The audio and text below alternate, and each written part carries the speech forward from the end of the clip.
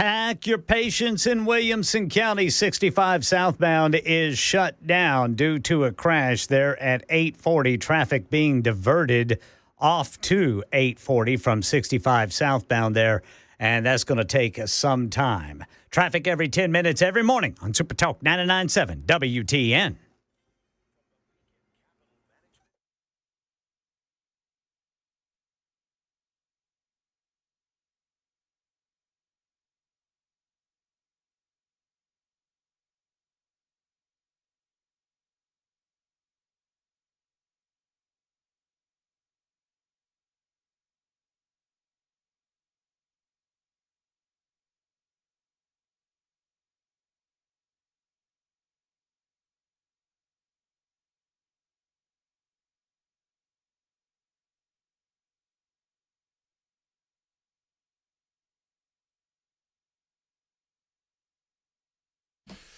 Hello, kids. Welcome in. My name is Matt Murphy. This is the Matt Murphy Radio Show. For what it's worth, we are here from 3 until 7, Monday through Friday on Super Talk 99.7 WTN. We're on a variety of other platforms as well.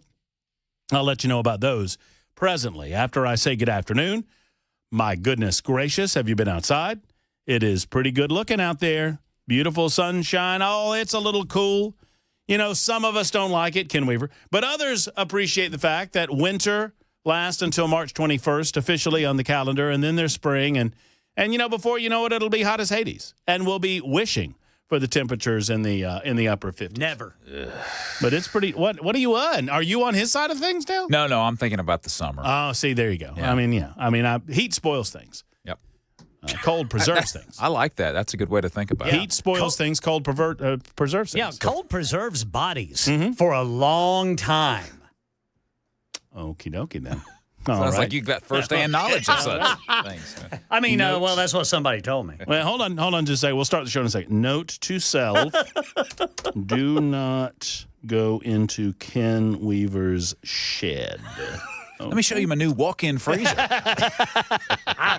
Oh, there's a couple of straws that stirs the drink. That's Ken Weaver back in News Closet B. He gathers headlines on a daily basis and delivers them. Hey, Ken. Good afternoon, boys. Yes. And then there's Chris Weber, who capably governs the radio show, making sure that everything that comes out of your speakers sounds as good as humanly possible. Thank you, Chris. Yeah. Yeah? You're welcome. How was the weekend, boys? That's Not long enough. That's true. That's what everybody says. I think it's just long enough. I don't, you know, y'all remind me of those Frenchies with the 3-day work weeks. I don't like all of that. French. I was just thinking of swapping completely, making the work week 2 days and the weekend 5 days. Now, that's an idea. Oh, man, that would be great. If we could manage to generate the same kind of output, I mean, we could do 2 days in 5. I mean, really, if anybody that has listened to this show any length of time knows that we really only have 2 good shows a week anyway. Just, just do those. Just get those best ones out of the way early and then take the rest of the week off. The rest of the time off. Yeah. It will. It's going to be a good show today, I hope. It remains to be seen. Y'all can judge that late in the day in the 6 o'clock hour at some point. We've lots to discuss, as you might expect. Lots to talk about with regard to the State of the Union address that's not called a State of the Union address. It's a joint session of Congress where the President of the United States will be making remarks to said same. You don't call it a State of the – I know it's confusing. You don't technically call it a State of the Union during the first year of an initial term in office. So that's why it's not called the State of the Union, but functionally it's exactly the same thing, particularly with this guy who's already served 4 years as President of the United States of America. We will discuss the expectations of that. We won't talk a lot of expectation today. We're going to save more of that for tomorrow, where we will be on site at Nashville Palace starting at 3 o'clock. I'm very excited about certain aspects of this. One, I'm very, very excited that a lot of you will be there. I'm very, very excited that we're in the honey hole where enough of you will be there, where there's a lot of camaraderie and hugs and handshaking and a lot of good tidings. And there's not enough of you where I have to cut all my hair off. So we're right there in the sweet spot. Uh-huh. That's what you think. We're in the triple digits, but we're not nearing the quadruple digits, which is what we would need to get closer to in order for me to have a buzz cut. That's what I think. What do you mean? You've heard something? Well, I'm just saying. Is there chatter? I think you might be surprised tomorrow. Is there Facebook chatter? Because I wouldn't know because I'm still locked out of my Facebook page. Still haven't gotten that resolved. Huh? Actually, I'm not even trying. Just give up on it. I'm kind of liking life this way. There you go, Brother Murphy. It's one less thing. Yes, sir. Y'all can find me over on the X Machine, at Matt Murphy Show. I'm also on Instagram. Somehow I'm on Instagram. Instagram says I'm good enough. Owned by the same Zuckerberg. Yeah. And Facebook says, no good. But now Facebook, we've gotten to the stage where Facebook is begging to have me back. Really? So I think I talked about this Friday. Now I get at least 2, if not 3 or 4 emails a day saying, hey, Facebook here. And it's from Facebook. I've checked. Okay. Hey, Facebook here. Hey, you have until March 15th. We verified it's you, and we're all good now. All you've got to do is sign back in. But I go to sign back in, and I put my name in there and my email in there, and I put my password in there, which is now jiving. Everybody's happy. And then it says, okay, just get us that authenticator code, and we're good. That's kind of the problem that you had in the first place. That's the problem is I've never set that up. Someone else set that up, and I have yet to, because I'm kind of enjoying this, I've yet to send that email. And I don't know what will happen. Then y'all are going to have to cut this off. Otherwise, I can't get back into my Facebook account. Yeah. If anybody knows how to circumvent the authenticator code, let me know. Yeah, that will. I can hear the heads exploding at Facebook now, going, well, how do we do that? We can't do that. Right. So you just have to. It's that 2-factor authentication that someone did while they had stolen my account. I had to give literally had to give my face and my identification to get back into my Facebook account. But now I get to the point where it goes, okay, cool. You've got 2-factor authentication set up. You've got to do that, and you'll get right in. And I don't have it set up. I didn't set that up. So I don't know what to do. But it's been nice, actually. You know? Well, just keep I it can just as go over and hate on the X Machine. I mean, There's plenty to go around there. Oh my goodness gracious, just a cesspool over there.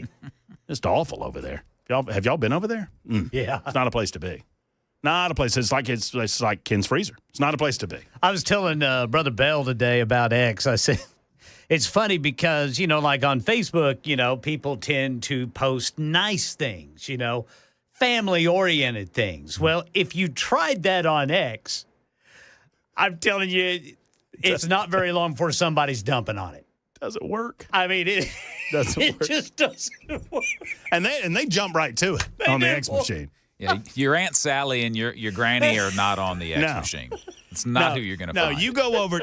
No, Ken, you're so right. You go over to Facebook, and you were like, you're like, you know what? I had such a wonderful Sunday afternoon with the family. We had apple pie and ice cream. And everybody's like, oh, that's so nice. Oh, it's great. Oh, that's sweet. It's great to relax. Oh, that's so good. You put that on X.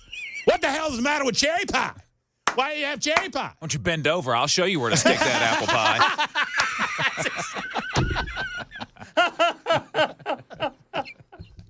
And speaking of bending over, how's Grandma? Whoa! Whoa! Easy. It is, man. Easy. Yep. And that's your granddad doing that to you. Much less strangers. I mean, it's bad. It's bad. It's mean out there in them streets. Anyway, but by all means, follow me at Matt Murphy Show. You'll get more of that, and that's plenty where that came from. We've got. I'll tell you what, Donald Trump's been doing a little socialing. I don't know, socialing. He doesn't do the X Machine anymore, but he does make a few comments over on the Truth Social, which is immediately repeated on the X Machine. So it's virtually the same thing. I'm sorry, I just got distracted. TB wrote in, it's like, X is like the New York City of the internet. Is exactly right. It is, man. That's true. Facebook is like hometown USA. But Facebook's like walking down the streets of Murfreesboro, down in the town square, and everybody's, hey, how are you? Oh, hey, how are you? Oh, how's the family? How's Mama and them? Oh, we're good. New York City, you look somebody in the eye, you get cut. What are you looking at? You get cut. Or they try to sell you bootleg CDs or watches. Yep. Your mama's got a rip in her couch. And she's ugly. That's so good.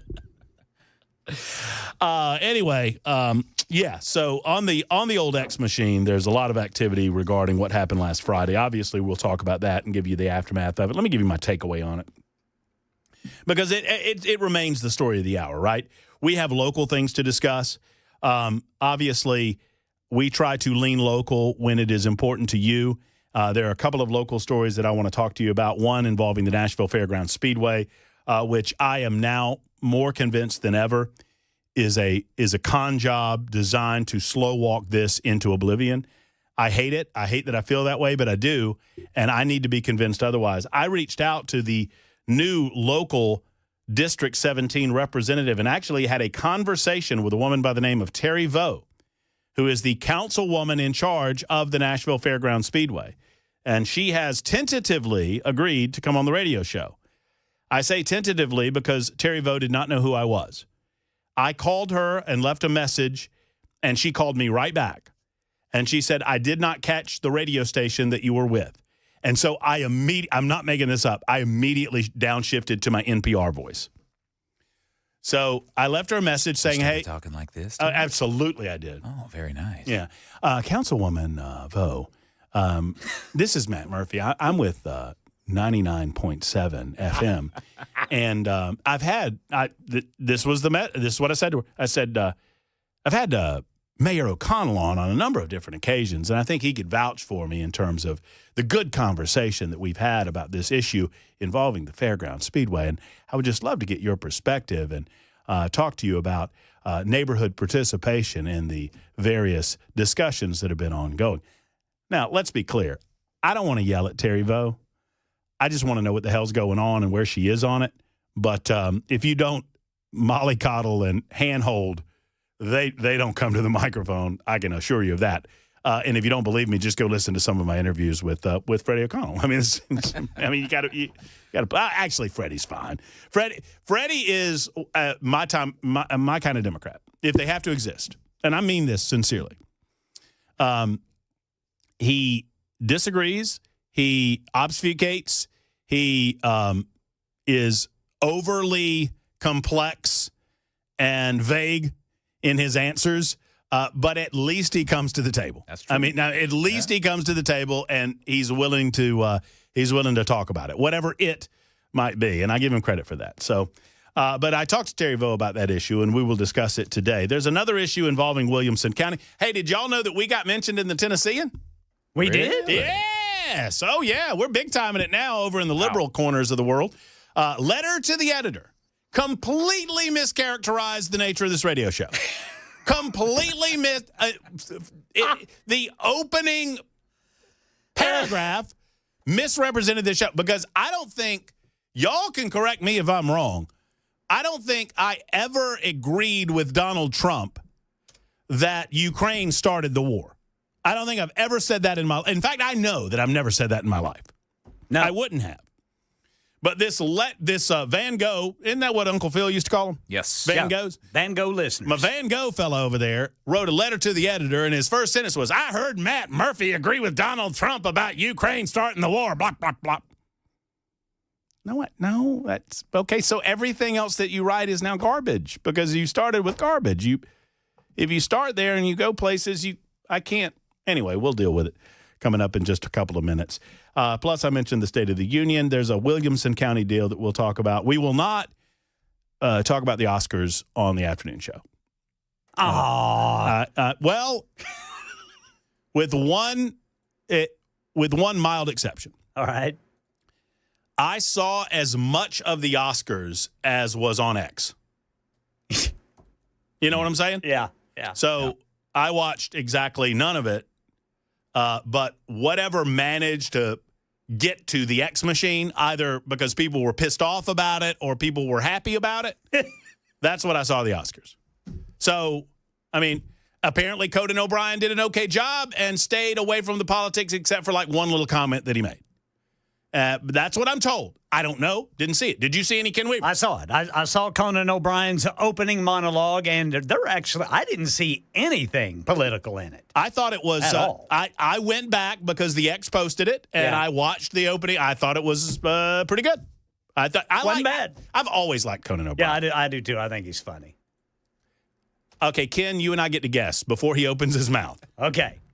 Did Chris Webber see a moment of the Oscars? Yes or no? No. I'm going to go no, too. Chris Webber. You're talking about the award show. I thought you were talking about, like Oscar Robinson, Oscar De La Hoya. I thought maybe Oscar Mayer. I thought they had gotten into something. I didn't know what. If I could do an Oscar the Grouch impersonation, that's where I would be going. You want to get in my can? No, I did not see 1 minute of it. Not 1 minute. I just, you know what? It's not. There was a time I was. Many of you know, back in the day, I was a theater major.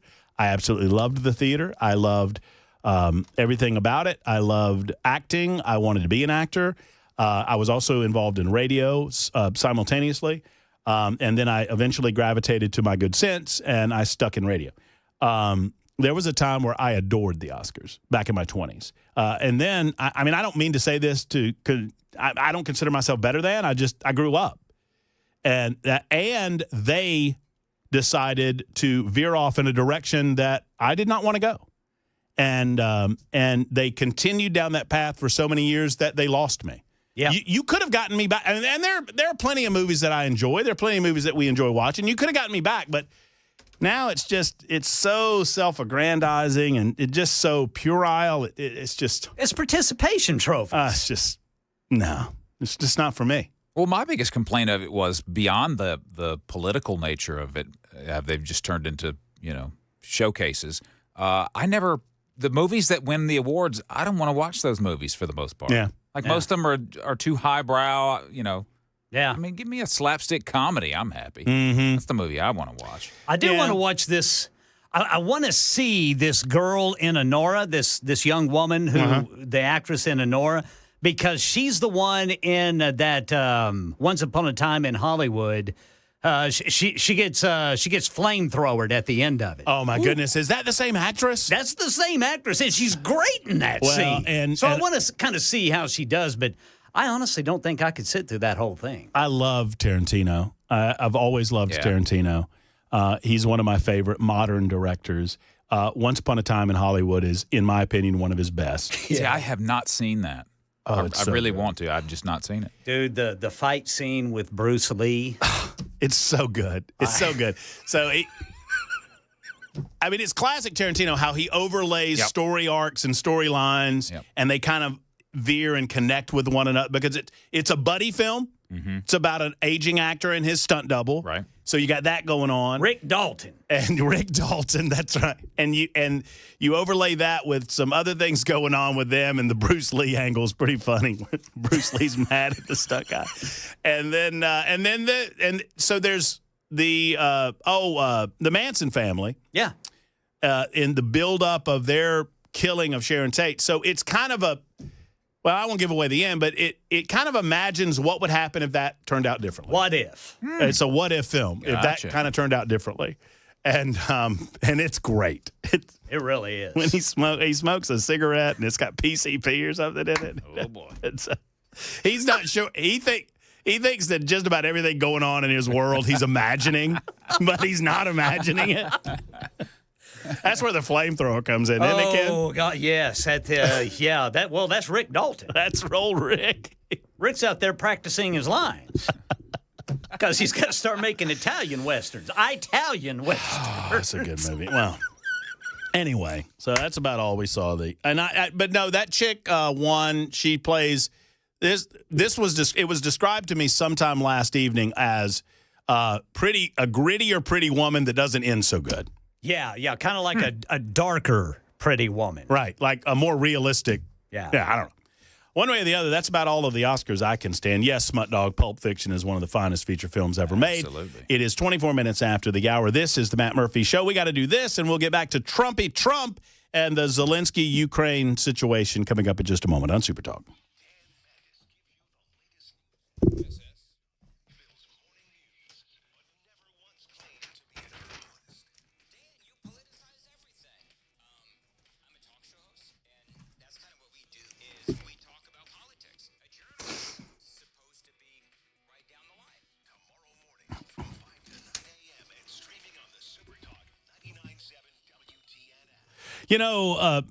It's one thing to listen to me when it comes to USS, United Structural Systems, and to hear me talking well about them, but I want you to hear from one of their fine customers. I talk about the almost 30,000 customers that have been served by USS. Here's a message from one. I recently had to undergo a complete foundation overhaul, which was no small project. Thankfully, we chose USS, United Structural Systems, and I could not be more pleased with the experience. It was phenomenal from start to finish. Those gentlemen were not only highly professional, but punctual, meticulous, and incredibly respectful of my property, treating it as if it were their own. They maintained a clean and organized work environment throughout the process. I truly appreciate given the scale of this project. If I ever need anything structural foundation work in the future, USS will be my first and only call. 5 stars all the way. There's so many of these testimonials out there, friends, so many that I could read to you. USS is simply the one and only call you make for concrete leveling, for foundation repair, or for waterproofing work. Take it from me. Take it from this testimonial. USS works. 615-488-7855, 488-7855, or USSTN.com.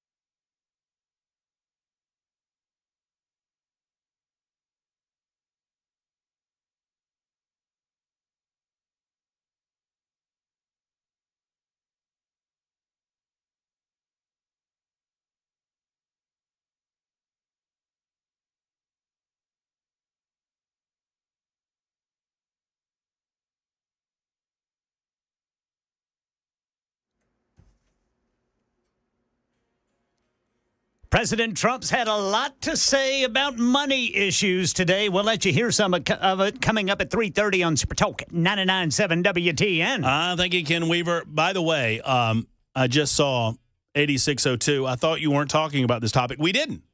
We weren't talking about the Oscars. We were talking about not talking about the Oscars. That's right. Right. Which is different. Totally. And I'm not talking about the Oscars when I say this. I did not watch any of the Oscars. Everything that I saw was on the X Machine. I watched the X Machine last night. But I did see the Adam Sandler bit. Did you see the Adam Sandler bit, Ken? Yeah, I loved it. It was pretty good. Okay, so that's it. That's Adam Sandler. The bit was, Conan was talking about how what a prestigious award ceremony it was. And, it's just cool that everybody takes it. Everybody dresses up and dresses in their nicest. And everybody's, and he's looking around. And then he said, Adam, and it was a setup bit, but he's like, Adam, what are you doing over there? He goes, hello, Conan. You know, And he's dressed like Adam Sandler. Yes. Yeah. he's in a baby blue hoodie and basketball shorts. Yeah, like green striped basketball Yeah, shorts. that's just a normal day for him. He's like, "What are you wearing?" He goes, "What do you mean, Conan?" Like, what are you? Well, nobody noticed till you pointed it out, Conan. And it just went off from there. It was very funny. Very funny. That's what I want. I just want a little comedy in my life. Yes. That's all. That's all. Renee says his jab at Adam Sandler was a jab about Trump criticizing Zelensky over his outfit. I don't know that. I didn't take it that way. I think that's I guess I completely missed that. yeah, I didn't take it that way. I thought it was just a funny thing about how the Hollywood elitists get all dressed up and prettied up and gussied up. But Boy, you know, they did, man. I'm telling you. Man, They were all gussied up. they were gussied. I don't even know what that means, but they were gussied. I'm going to have to look that up. Gussied up. Gussied. That's a Southern term, Ken. I've been saying that since I was a kid for I am some too. reason. Now, look at her all gussied up. Getting all gussied up. My grandpa used to tell me that. Getting all gussied up over there. You put some slick back in your hair. Slick back. Pa called it slick back. Awesome. Yeah. You get some slick back in here. Slick back.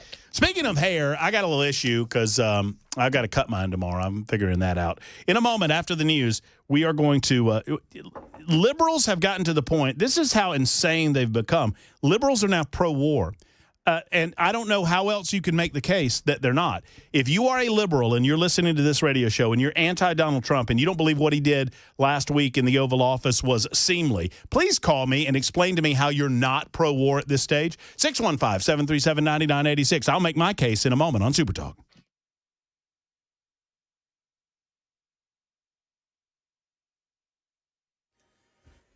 All right, drivers, I see the right lane of 65 southbound is still blocked by that crash right there near I-840 in Williamson County. So keep that in mind. We've got the full forecast. Another traffic report coming up in 5 minutes.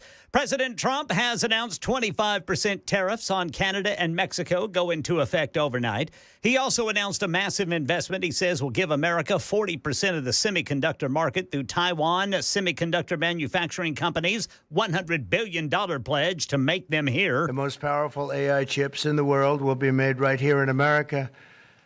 And it'll be a big percentage of the chips made by his company. But as you know, they're based mostly in Taiwan. Trump says it means 25,000 new jobs here in America. Then he was asked about ending the war in Ukraine and President Zelensky and the EU. Well, I just think he should be more appreciative because this country has stuck with them through thick and thin. We've given them much more than Europe, and Europe should have given more than us. Furthermore, He said he thinks the war's going to go on for a long time. And he better not be right about that. That's all I'm saying. prayer vigil for Pope Francis. The 88-year-old pontiff back on a ventilator at a Rome hospital after a setback in his pneumonia recovery. According to a statement, the Vatican says the Pope had 2 episodes of acute respiratory failure as he continues to fight off pneumonia. And turning to sports, Jimmy Johnson has announced his retirement from Fox Sports after being part of its NFL coverage for 31 years. That's the latest news. Traffic and weather next. I'm Ken Weaver, WTN News.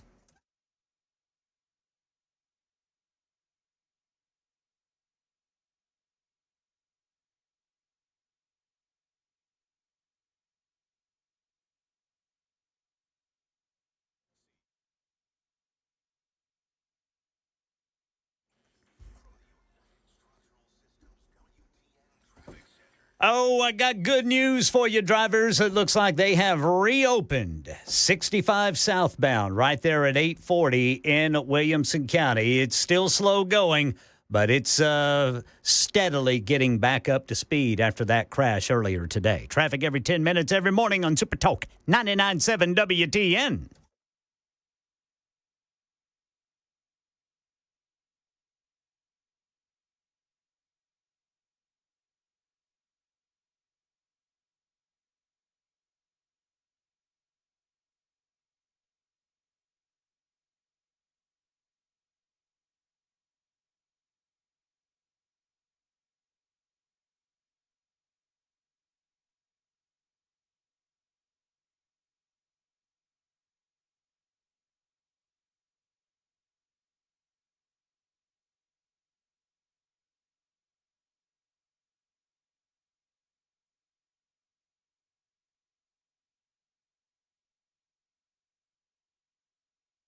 Have you ever noticed how unreliable things have become these days? Like when somebody tells you, it'll be ready at 4 o'clock, and it's not ready at 4 o'clock. It'll be ready at 5 o'clock, it's not ready at 5 o'clock. People are tired of that stuff. It's Matt Murphy, and if you've had unreliable vehicle repair in the past, I invite you to go to Eurofix. Eurofix turns unreliable into reliable, and Eurofix has your vehicle ready when it's really ready. You don't have to stand around waiting for it to be ready. They say it's ready, it's ready. They don't say it's ready, and then you get there, oh, it'll be ready in a minute. They don't do that at Eurofix. Eurofix repairs all European cars with quality that beats the dealer without dealer pricing. Sadly, dealer shops, they are designed to pay virtually all of the dealership's overhead, and that's a lot of money. Would you want to pay for that? Why don't you just pay for your car repair, and that's it? Plus, you get a free loaner car at Eurofix and a 3-year nationwide warranty. Call today, 844-EUROFIX. That's 844-EUROFIX, or visit myEurofix.com. That's myEurofix.com.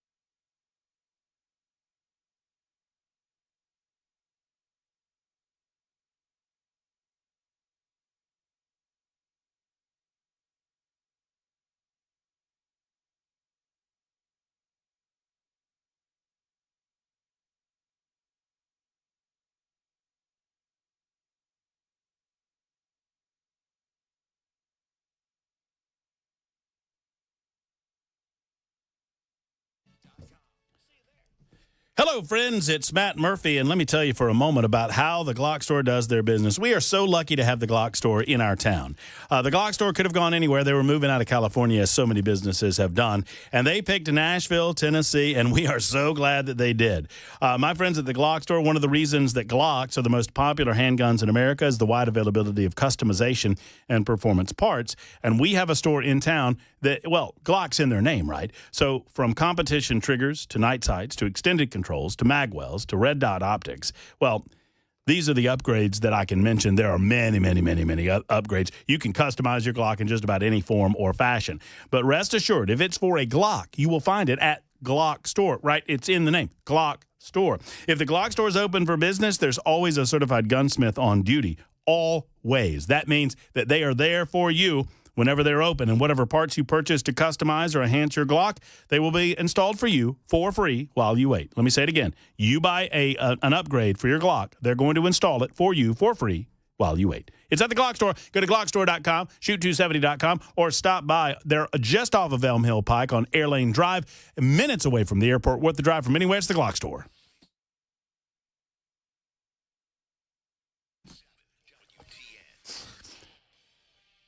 These head fake videos on Instagram, man, I've been laughing. I know this has nothing to do with what we're going to talk about today. I'm very, very interested if we can find a liberal that's willing to call me and defend Ukraine's position right now and tell me why Donald Trump's so wrong. 615-737-9986. 615-737-9986. Tell me how liberals have not become pro-war, because I believe they have become pro-war. And I'm going to explain what I mean by that in just a moment. But these head fake videos on Instagram, and what I mean by that is you think it's going in one direction and it turns quickly in another direction. And you can find all shapes or sizes. You can find, dog videos that do this. But my favorite are the human videos. So I just saw one. I'm going to describe it to you. And I can't play it because there's a couple of F-bombs in it. You wouldn't get it anyway. It's a woman getting in her car and she's videoing herself. So it's a selfie video. And she's getting in her car, and she's very upset. And she says, you know what? Go ahead and call him. I don't care. She slams her wrist. That's the last time that I'll try to give blood again. I mean, I go in there and it's all these questions. Where did you get it? Why is there so much of it? Why is it in buckets?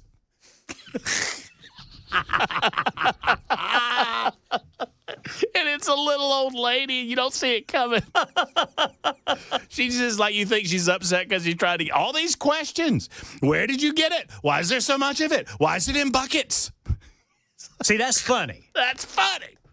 I don't care who you are. That's funny. I like that. I like it too. It's funny. Anyway, I just want to share with everybody else. All right, let's get to some not funny stuff like World War III. That's a transition for you.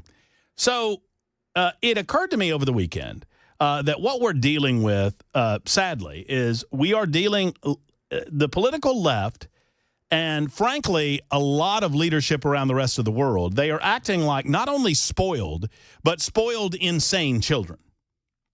So imagine, if you will, going into a grocery store or another place of business, and you encounter a spoiled child. That child maybe is reaching for, Cocoa Puffs, and they're told no, but they get them anyway. Now imagine that child is insane, like Chucky from the Chucky movies. Now combine those two things, and I think you've got liberals. That's a pretty fair characterization. Where are we on this conflict? So what liberals say they want, they got for 2+ years. And where did that get us? Let's talk real for a moment. Liberals are demanding that Donald Trump simultaneously negotiate a peace where Russia gets nothing while describing Vladimir Putin as Adolf Hitler himself. And I understand that many of these things are true, but they demand that he publicly denounce Vladimir Putin as the worst thing imaginable, that he's the most horrible dictator in modern times, that he's the killer of innocent women and children, that he started all of this, and that he gets nothing, absolutely nothing in the negotiation. That's what liberals want, and that's what they expect. How childish are you? How childish are you? That's not the way any of this is going to work. You had that for 2 years, by the way. Vladimir Putin, in the latest salvo against that region of the world, obviously this started much earlier than 2022. In 2014 it was, Vladimir Putin and Russia invaded the Crimea region, took Crimea without a word from Barack Obama, without saying a word. We did not funnel military armaments to the Ukrainians. We did not arm them. We did not threaten to go to war with Russia. None of that happened during the Obama administration's tenure. We just spoke sternly and sanctioned Russia, and that's all we did.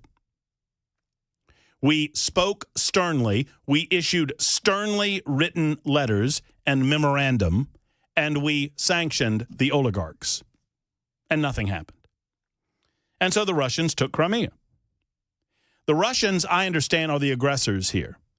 The Russians, I understand, consider that their property. The Russians, I understand, want to get the old band back together. I don't pretend that they're good actors. They're not. But can we speak like adults? Just because I recognize that your solution to this is fantasy land doesn't mean that I'm pro-Russia. It means that I'm pro-reality. Liberals are talking as if the political left, and I heard them all weekend long, oh, Donald Trump's so awful. Donald Trump's so horrible. Donald Trump, how dare he? He's a friend of Putin. He's no friend of Ukraine. Donald Trump's looking at this situation in a very realistic way. But starting in the latest series of events in 2022, when Russia re-invaded, they already have the Crimea region. They went into the rest of Ukraine and thought that they would be able to accomplish this in a month or two, and they were not able to do so. The Ukrainians fought back. The Ukrainians had some level of support with some of their European partners, and the Ukrainians had, obviously, United States financial, military, and humanitarian support.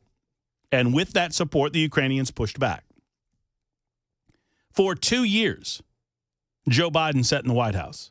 What did Joe Biden do regarding Russia for 2 years? I'll wait. Any of you political leftists, any of you Biden supporters, any of you Democrat supporters, Gloria Johnson, you listening, this thing on? Let's go. Heidi Campbell, anybody. I'll take anybody. Any local, what's that, J.R. Clemens, you listening? Yarbrough, any of you local folks. Steve Cohen over there in Tennessee, any national? What did Joe Biden do for 2 years? 98-21, you're correct. Even before then, Georgia in 2008 was the same kind of deal, but I'm just going back to 2014. So in 2014, Barack Obama wagged his finger and did nothing until Donald Trump took office. And when Donald Trump took office, there was 4 years of no movement. Joe Biden gets into office, and they move into the region, and they attempt to take the rest of it. And for 2 years, Joe Biden did nothing. Really over 2 years, honestly. I mean, 2022 to 2023, almost 3 years. Okay, so 3 years. Let's say 3 years. It's closer to 3 years than 2 years. For 3 years, Joe Biden did nothing except what's being demanded of us today. The left, tell me I'm wrong here. The left is demanding that Donald Trump go back to the policies that failed for 3 years. Nobody came to the table of negotiation for 3 years. The killing continued. The dying continued. Is that what we want? Apparently, that's what the liberals want. So that's point one on liberals want world war. They want killing. They want dying. Otherwise, after 3 years of the same pathetic political policies, the same pathetic foreign policy, they would try something different, but they don't. Joe Biden ran around the United States of America and the rest of the world, and Joe Biden pronounced that Putin was evil and Putin's a dictator and Putin's this and Putin's that, and that's all well and good. And he gave as much money as possible and as much munitions as possible and as much materials for the military as possible to Ukraine. And all the while, those of us who understand history noticed that this seemed an awful like the buildup to Vietnam, where we did the same thing, where we promoted peace and we promoted democracy and we promoted uniformity and we promoted military, and then slowly but surely we walked ourselves into that conflict. And it didn't turn out very well. Donald Trump has chosen a different tactic. Donald Trump has chosen to attempt to negotiate a peace. I say attempt because there's no guarantee. You do not walk to the table of negotiation muttering under your breath what a disgusting, horrible, POS, evil human being a person who's standing there is. Because if you do, it isn't that it isn't true, and it isn't that it doesn't matter. It is that you are putting yourself and the people you are trying to help in a worse negotiating posture than you would if you play nice. Does that not make sense to everyone listening to me right now? It doesn't seem to make sense to the Democrats. This is not about playing nice with Vladimir Putin. It's about getting Ukraine a better deal. Who doesn't understand that?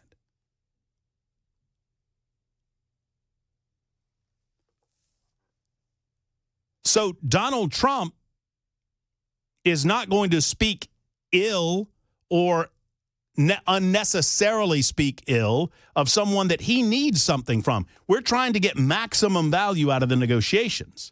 Secondarily, no one has won. So you are attempting to negotiate a peace settlement where both parties are somewhat at a stalemate. So all of you non-realistic fantasy players in this that suggest that you can somehow negotiate from a stalemate position and Ukraine gets everything and Russia gets nothing, all you are asking for is more war. because Russia's going to walk away from that and continue the killing. Russia's going to leave the negotiation table, walk away, go back to Moscow, and use their war of attrition in their favor to continue to kill Ukrainian conscripts. Unless you give them something. Now, I'm not suggesting that that's right. I'm not suggesting that that is the vision that I would come up with had I my way. I mean, obviously, if we had our fantasy way of coming up with this, we would make the Russians go on home, give Ukraine back their property, have free and open elections there, and be done with it. But that's not the way it works. You either want a negotiated settlement for peace or you don't. And if you don't, what you're calling for is war. The liberals are so insane. They have experienced so much Trump derangement syndrome that Trump has chosen a path for peace. The best path for a settled and potentially lasting peace. And the political left, and sadly, Volodymyr Zelensky, the president of Ukraine, they have chosen war. No matter how bad that is for them. And I believe the political left would be just fine with it escalating. We'll talk about security guarantees in a moment. We'll talk about what Zelensky has said over the weekend in a moment, and how Donald Trump managed to accomplish a lot of his goals even with Zelensky acting like a petulant child. It's 51 after the hour on Super Talk 99.7 WTN.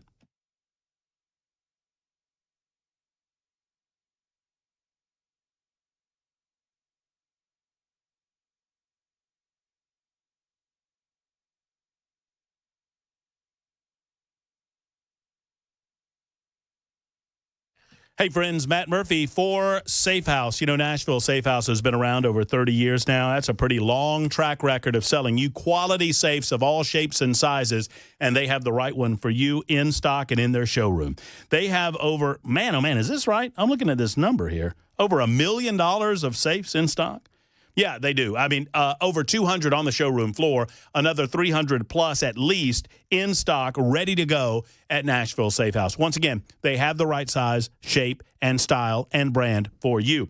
They have Browning, which is one of the top sellers. They have Fort Knox and Champion and Superior and Rhino and every conceivable model, every conceivable size right there. And their professional safe delivery team will deliver your safe for you. They never let third-party crackheads deliver your safe. They wouldn't do that to you. They wouldn't do that to their family, and you, after all, are family. Remember, gun safes are sales tax-free at the Safe House again in 2025. That's good news. So go by and see them on 4th Avenue South or online at NashvilleSafehouse.com. Tell them Matt Murphy sent you to NashvilleSafehouse.com.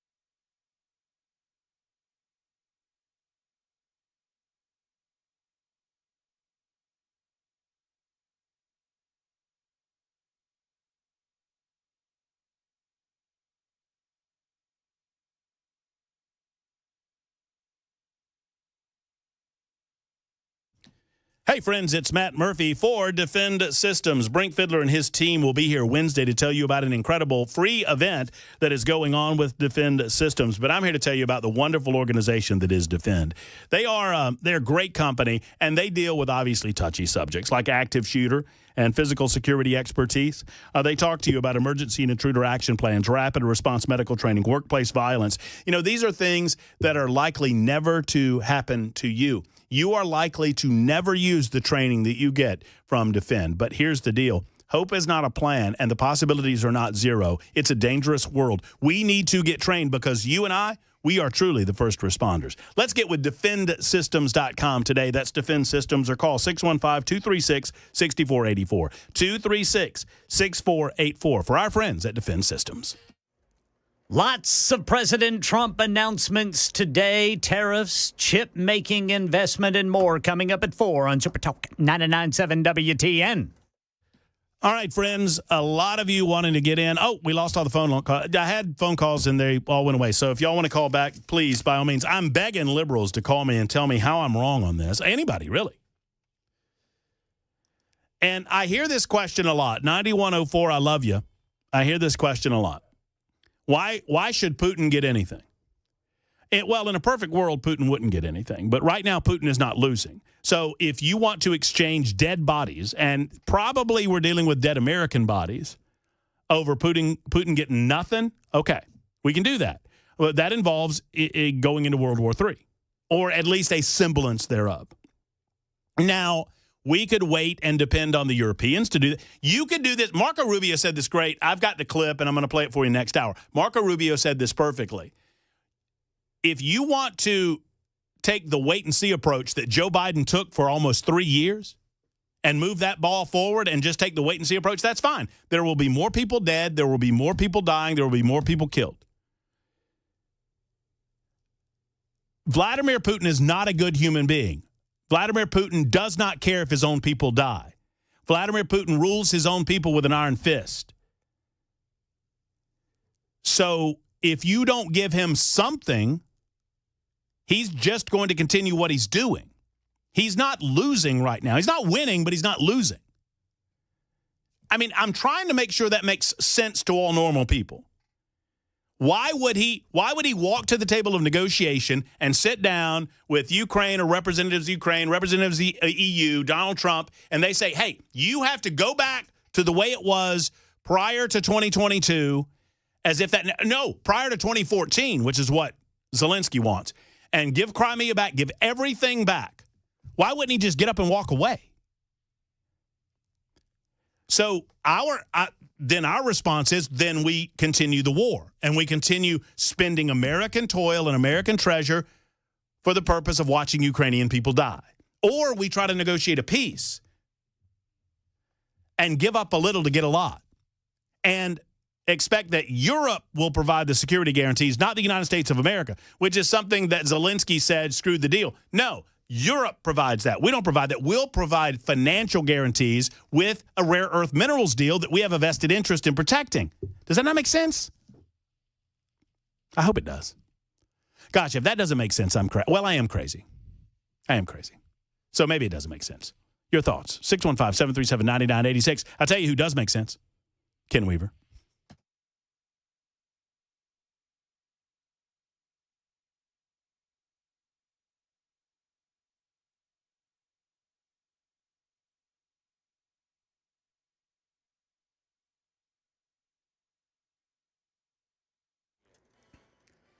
Four o'clock on the dot. I'm Ken Weaver with your top stories. Got the full forecast and traffic in 5 minutes. And President Trump said to be meeting with all of his national security advisors on the path forward for ending the war in Ukraine after that big blow up in the Oval Office last week.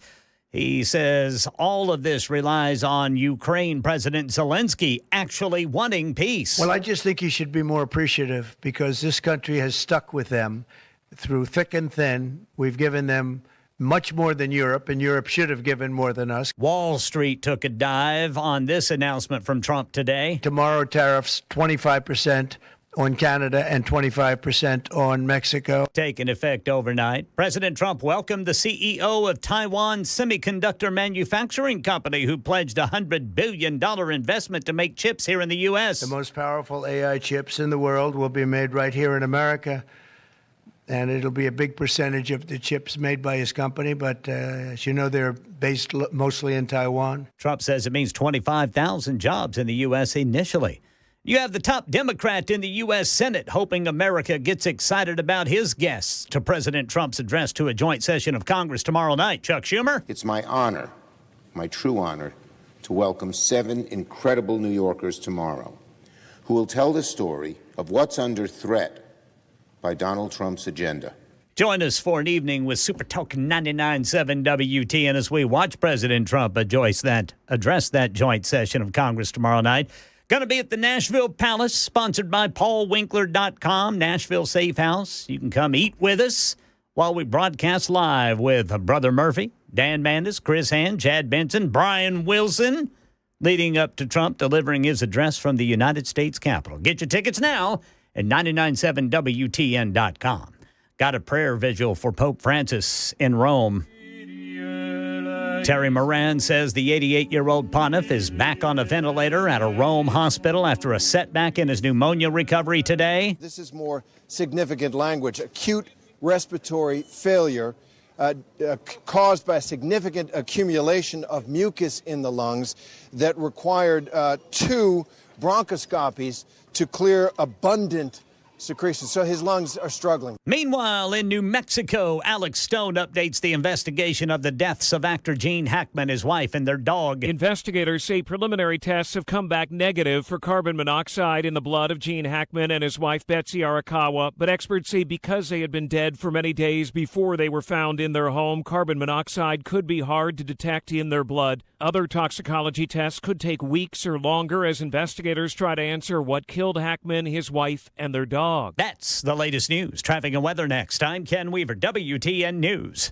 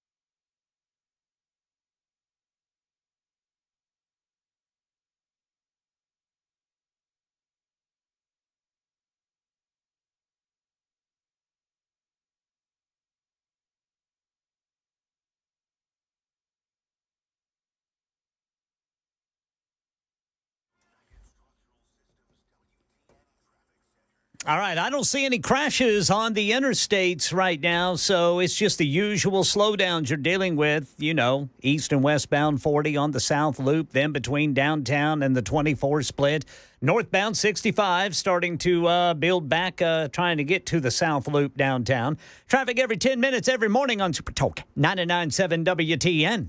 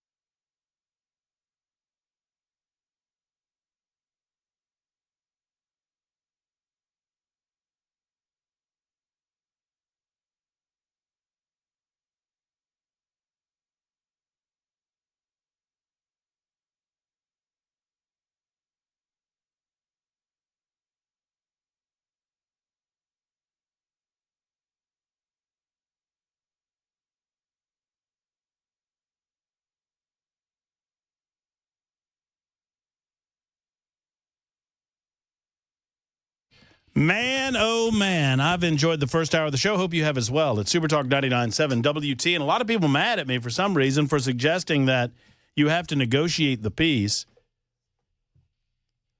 And many of you want to go to war. Are y'all ready? I mean, a lot of you on the Super text line, I'm just confused about what your position is. Matt, Europe should supply soldiers and help supply enough weapons and ammunition to drive Putin completely out of Ukrainian territory and bring him to the bargaining table on his knees. Okay, well, is Europe willing to do that? Because I've not seen any commitment from Europe that they're willing to supply more soldiers for the Ukrainians. 0449 then says, if you give him an inch, he will take a mile next to time and we'll be right back where we started. He deserves nothing. I understand he deserves nothing. I understand that your two paths here are go into war with Vladimir Putin and Russia or don't. And I prefer don't. I do not believe that this is a weak... We can't live scared from a dictator, says 0449. I don't believe that that's living scared. I believe that that is attempting to affect the best outcome possible as quickly as possible. This is the United States position. This is the current administration's position. The other position involves either allowing the same status quo to continue with regard to Vladimir Putin and Ukraine, or to escalate the conflict. I suppose that it's a perfectly legitimate position to take that we escalate the conflict, I suppose. I do not share the opinion that it's time for American blood to be spilled on European soil. And for those of you wanting to compare this to, I understand the comparisons to Neville Chamberlain, and everybody wants to say that Donald Trump, I don't believe that Donald Trump is Neville Chamberlain in this. First and foremost, England had a much more direct position and a much more direct impact on whatever position they took than we will as to whatever position we take. Secondarily, Donald Trump is the only individual on the face of the earth that has the ability to affect a peace right now. I find it fascinating that so many people prefer war. You know, war, where people die, where your children die. For what purpose? To protect the Ukrainians? Now, look, I want the Ukrainian people to dictate their own fate. I want them to be a free democracy in that region of the world. But let's not start pretending that the Ukrainian government is this pristine, lily white hat government here. They have suspended freedom of the press. They've suspended aspects of freedom of religion. They have suspended elections. Of those three, the suspension of freedom of the press is most bothersome. You only gain access to the European theater, you only gain access to the Ukrainian theater, the host should say, if they grant you access. They do not have free press reporting as they would in that region of the world right now. Now, I understand that position. I just disagree with it.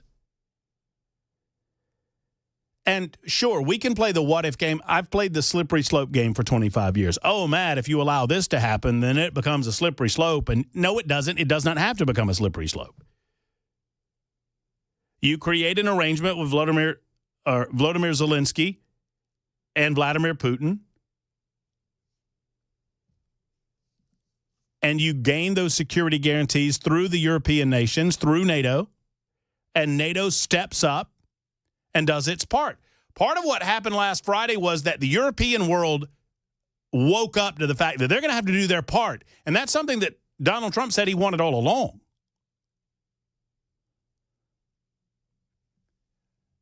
And it's all well and good if Vladimir Zelensky took some exceptions with the stance of the White House and the stance of the President of the United States. But what he learned last Friday was the days of him coming over, sticking out his hand and getting a check are over. We cannot continue to fund a conflict that does not see a victorious end. We're throwing good money after bad money. And somehow Europe has, up until this weekend, seemingly misunderstood our position on Ukraine altogether. I mean, this administration is taking a position that we want peace. We want to stop the killing. And yes, we want to attempt as best we are able to give the aggressors as little as possible, but to suggest that they will get nothing is essentially to continue the war. Mike is in Old Hickory, and he joins us on the program today. Hello, Mike. How are you? How you doing, Matt? I'm great. Listen, I want to ask you, do you remember World War II with Germany? And when we were fighting the World War, and then when we beat Germany, it became a two-state nation. And so, therefore, we were on the west side, the Russians were on the east side, and the Brits were with us. So, but what happened was then the Russians tried to, and I'm just trying to give you a little bit of history. I'll make it as quick as I can. Germany then became free again in 1989 when the wall dropped, when Ronald Reagan said, Mr. Gorbachev, tear down this wall. Tear down this wall. And so, but then we had Korea. It's another history lesson.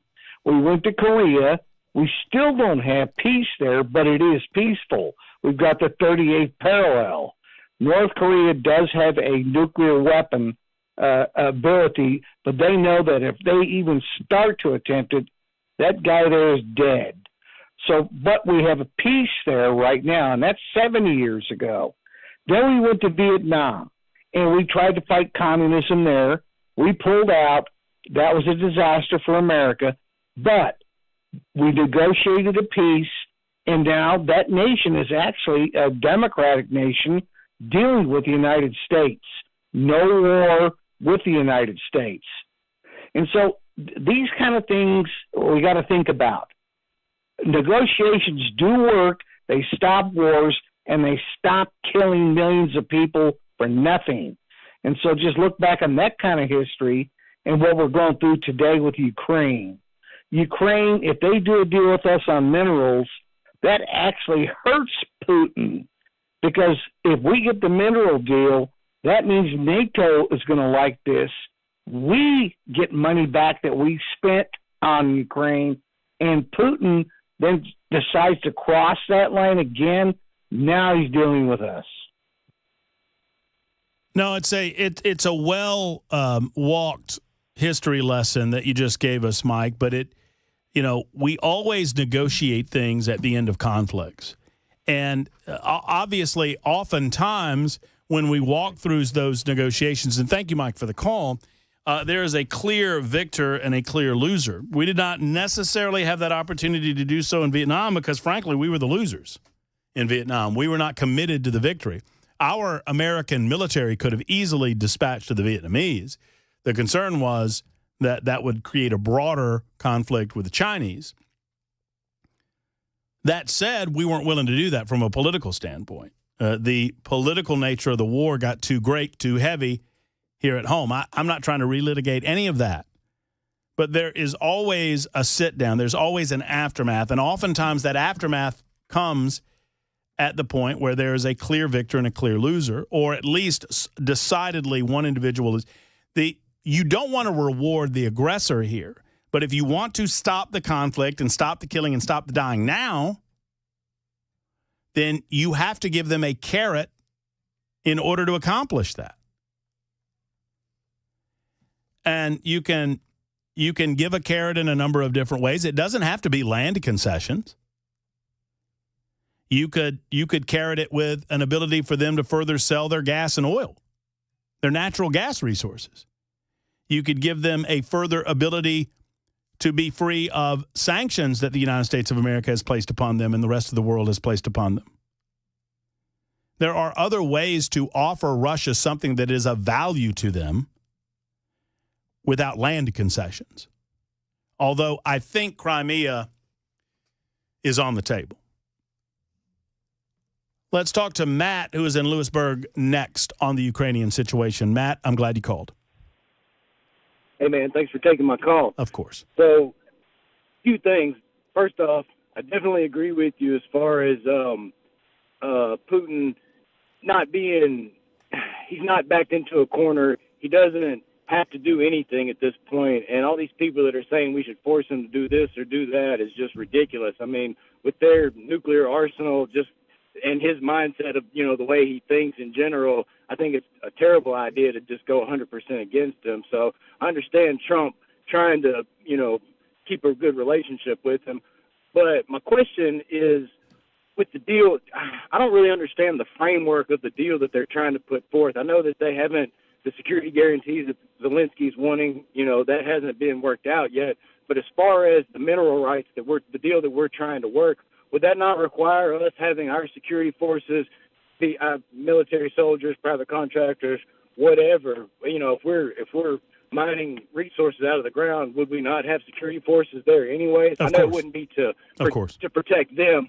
But as far as, could you just explain a little more? Because I'm kind of under the impression that we would get the mineral rights to the land that Russia has already taken, and they get to keep that? Or do we get the rights to the Ukrainian portion of the land that they're still on? Can you explain a little bit better? Yeah, I mean, I can do it as best I can without – I mean, I don't have it pulled up in front of me, and I don't know that I've seen – I mean, Matt, I don't know that any of us have seen the minute details about how that would work. But obviously what we would be negotiating would be an ability for either to purchase or to mine and to create an infrastructure. So it's my understanding the United States of America would contract the ability to create that infrastructure that's already ongoing, by the way. It's been destroyed through war largely, but we would create that infrastructure by which we would, in exchange for monetary commitments already made and future monetary commitments to come, we would mine those rare earth minerals or buy those rare earth minerals that were mined. It is my understanding that all of that would be an arrangement with the Ukrainians, therefore be on Ukrainian land. But obviously, we would have an interest in protecting those operations. So you have a financial interest to ensure that there's no further incursion into Ukraine by Russia. What Volodymyr Zelensky, it's my understanding, wants is a further security guarantee that should that happen, that the United States of America would agree to intervene militarily. And we are not willing to make that commitment. We want Europe to make that commitment.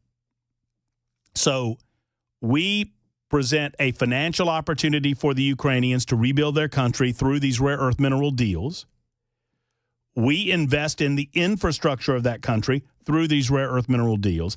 I don't know, I admit to you, I don't know how the border situation works out. I think that is yet to be determined, how much land. I mean, obviously, Russia's got to give up a lot of the land. I think they've advanced into about 20% of the Ukrainian land now. So, obviously, they're going to have to give some of that up.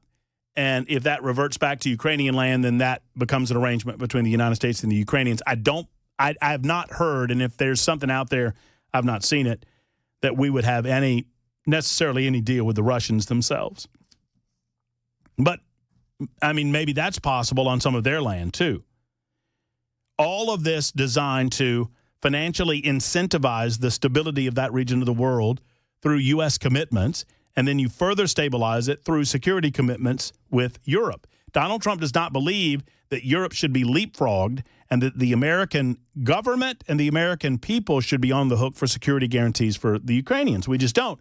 And that's where Zelensky is hung up because he doesn't feel like he can trust the Russians. Well, I understand that you don't feel like you can trust them.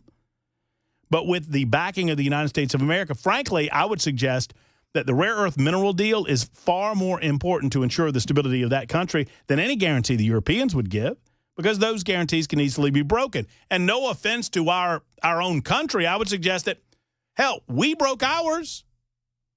Russia broke their part and we broke our part. The 90s, we had an agreement with the Ukrainians in the aftermath of the Cold War, the breakup of the Soviet Union. The Ukrainians agreed to give up their nukes, and we, in part, agreed to give them security guarantees. Well, 30 years is a long time, and those agreements just don't mean anything anymore. And you can say that that's America going back on its word, and that's fine. The world changes quickly, and we're living in 2025 now. We're not living in 1994. 21 minutes after the hour, you're listening to Super Talk 99.7 WTN. Let's get the rest of them in, because when 4:30 rolls around. We're going to shift topics to a more local conversation regarding the Nashville Fairgrounds Speedway. That's coming up at about 4:35. Senator Jack Johnson will be with us at 6:05 today. He's going to, fresh off the floor of the General Assembly, tell us what's going on over there. Hang on to your wallets. The GA is in session. Super Talk 99.7 WTN.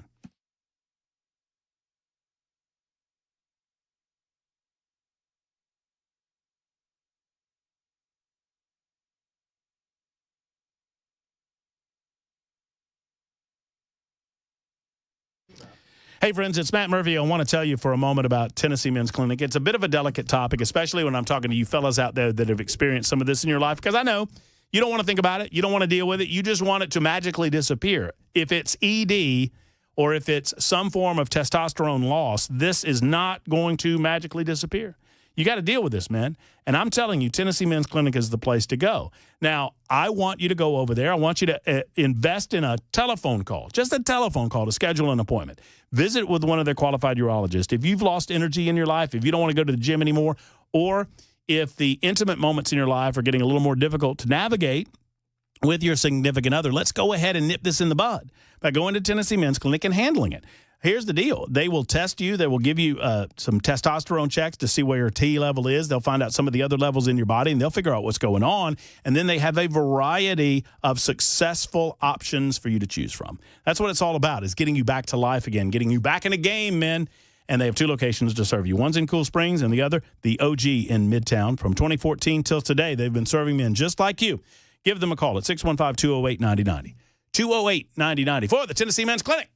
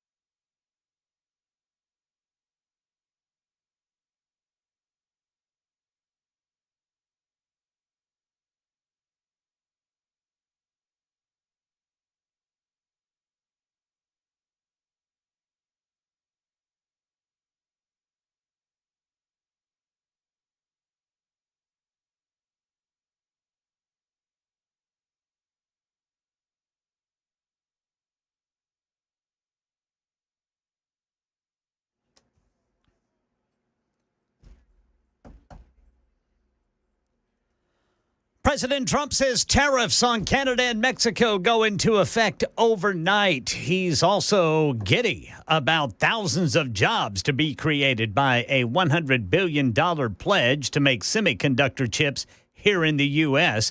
And Defense Secretary Pete Hegseth says the Army post in Georgia that was previously known as Fort Benning and changed to Fort Moore is now Fort Benning. We'll tell you about it at 4:30 on Super Talk. Hold on a second. Yeah? Hold on a second. What does the AP say about this?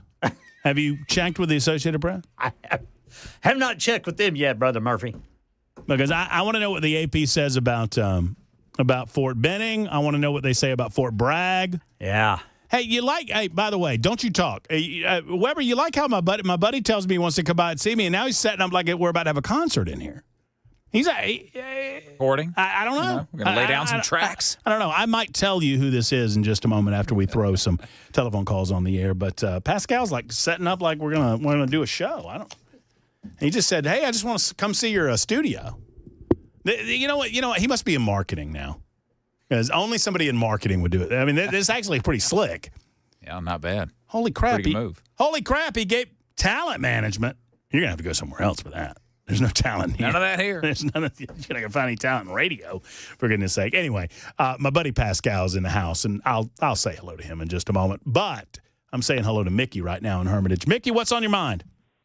Well, I've got I want your take on something Starmer said about boots on the ground and jets in the air, and I just thought, Putin's just going to crush the crap out of you.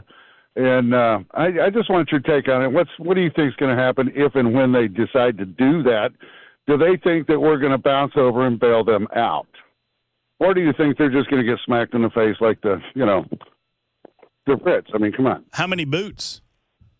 I don't know how many boots. At least 2. I mean, you know what I'm saying? How many boots? Well, exactly. I mean, whoever they send over there, it's not going to be enough. I mean, it's just going to accomplish nothing, in my opinion. I just wanted your take on I just thought it was the most stupid thing he could have done is get in front of the cameras and go, "Oh, we're going to go bail him out." No, you're not. No, we're not. He's going to get the crap beat out of it. I mean, you can give it a go. I mean, look, if Europe can do what Europe wants to do, America's going to do what America's going to do. And our current, for the last 3 years, our position was to say nasty things about Russia, to claim that we're sanctioning them in a way that actually hurts them, and to do nothing. And to send money, and to send just buckets of money to Ukraine, just buckets of money to Ukraine, right? And have no idea where it really goes. Now, America's position has changed considerably, and that's going to cause a change in Europe. Europe's got a decision to make, too. Europe can decide that this is an investment that they want to make in terms of their blood and their sweat and their cash, or not. Yeah, right. Now, see, what I'm thinking is they're thinking they're going to jump in thinking we're going to come and save their asses. And here's the thing. If we're not going over there to help Ukraine physically, by sending our troops, what makes them – and I honestly think they think that if they get involved in the fighting physically with boots on the ground, they think that Trump's going to fall. And he's just going to say, okay, let's send troops. I don't think he's going to do that, and I hope to God he doesn't. I'm just going to leave it there. I appreciate the call, Meg. I want to get to one real quick, and I know I got to get to Ken Weaver too. But Michael is in Brentwood. Michael, your thoughts on Ukraine, my friend?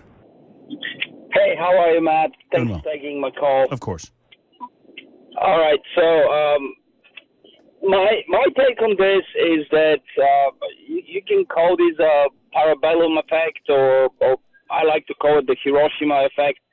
I believe that this will, first of all, I'm not a warmonger. I want peace. I don't want there to be war, killing. I have 2 boys that are going to be right at an age that they will have to be sent there if we send Hey, Michael, I made a host era. This conversation is in-depth enough that I think it merits a little more than just 30 seconds or so. So what I did is I put Michael back on hold out of Brentwood, and I want to hear what he has to say about what he would do if he was in control of all of this. So, Michael, hang in there. We're going to get the news, and we'll get back to you, and I'll extend the Ukrainian talk for just a little bit, and we'll get into the Nashville Fairgrounds Speedway coming up in just a couple of minutes, too. It's Super Talk 99.7 WTN and the Matt Murphy Show.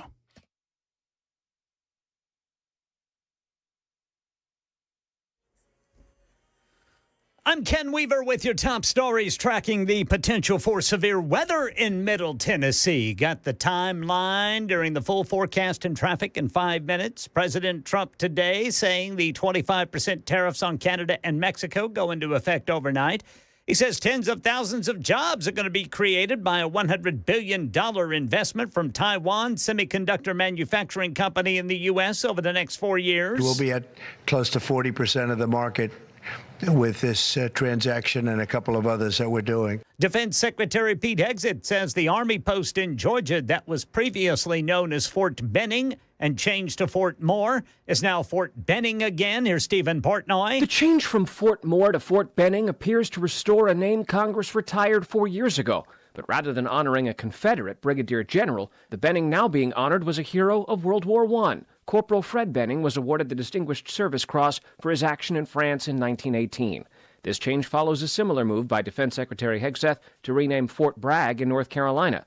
The Bragg, whose name is now on the sign, was a recipient of the Silver Star for his service in World War II. And the White House announcing the theme of President Trump's address to a joint session of Congress tomorrow night. It will be the renewal of the American dream to feature 4 main sections, accomplishments from Trump's second term so far at home and abroad, what the Trump administration has done for the economy, the president's renewed push for Congress to pass additional funding for border security, and the president's plans for peace around the world. And you can come watch it with us.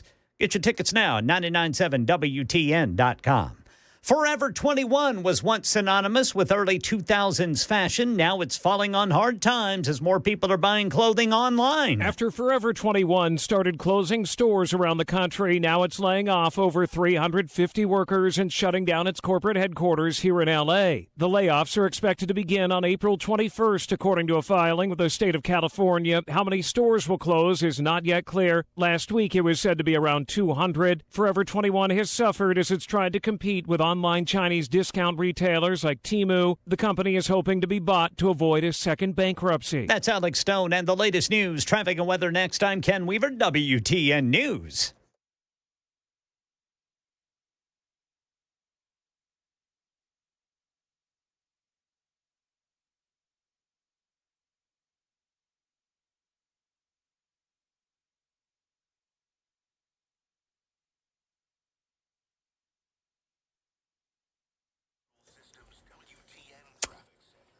Well, looks like police reporting a stalled vehicle on the right shoulder. That's going to be 65 southbound at Old Hickory Boulevard. Other than that, you've just got the usual slowdowns this time of day. It is particularly stop and go if you're eastbound 24 between 40 and Briley Parkway there just east of downtown. Traffic every 10 minutes every morning on Super Talk 99.7 WTN.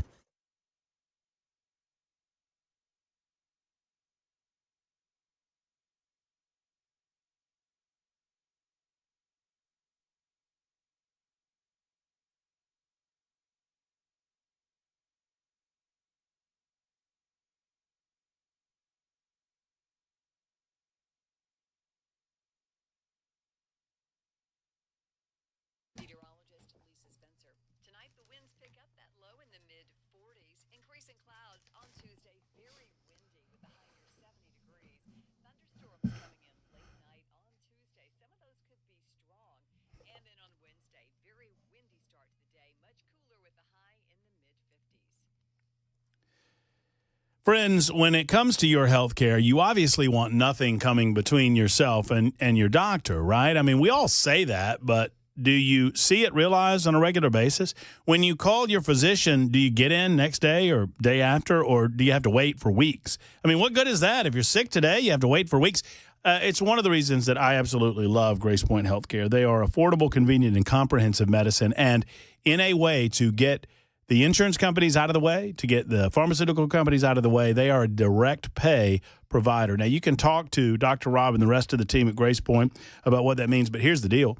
You are charged less upon your visits. You can enter the Smart Care plan, which for $69 a month gets you unlimited office visits. You also get with that free basic labs and diagnostic testing, and you can talk to them about that. At Grace Point, there's no long wait times. They believe in, and it really is in their logo, modern medicine the old-fashioned way. They have all of the modern medicine that you can imagine, but they do business the way that we remember. our doctors doing business, meaning it's a doctor-patient relationship, not a doctor-insurance-pharmacist-patient relationship. Let's call Grace Point and schedule an appointment today. You can walk in or you can sign up for the Smart Care Plan. Grace Point's a military veteran-owned practice. I love that as well. They're located in the heart of Franklin, 599-6868. That's 599-6868. Grace Point Healthcare.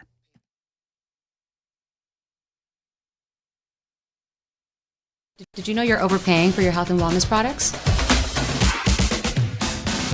With over 20 company-owned brands offering its members vitamins, supplements, wellness, and skincare products, you're able to save up to 70% off retail. Members Nutrition can't change your life, but we can change the way you live.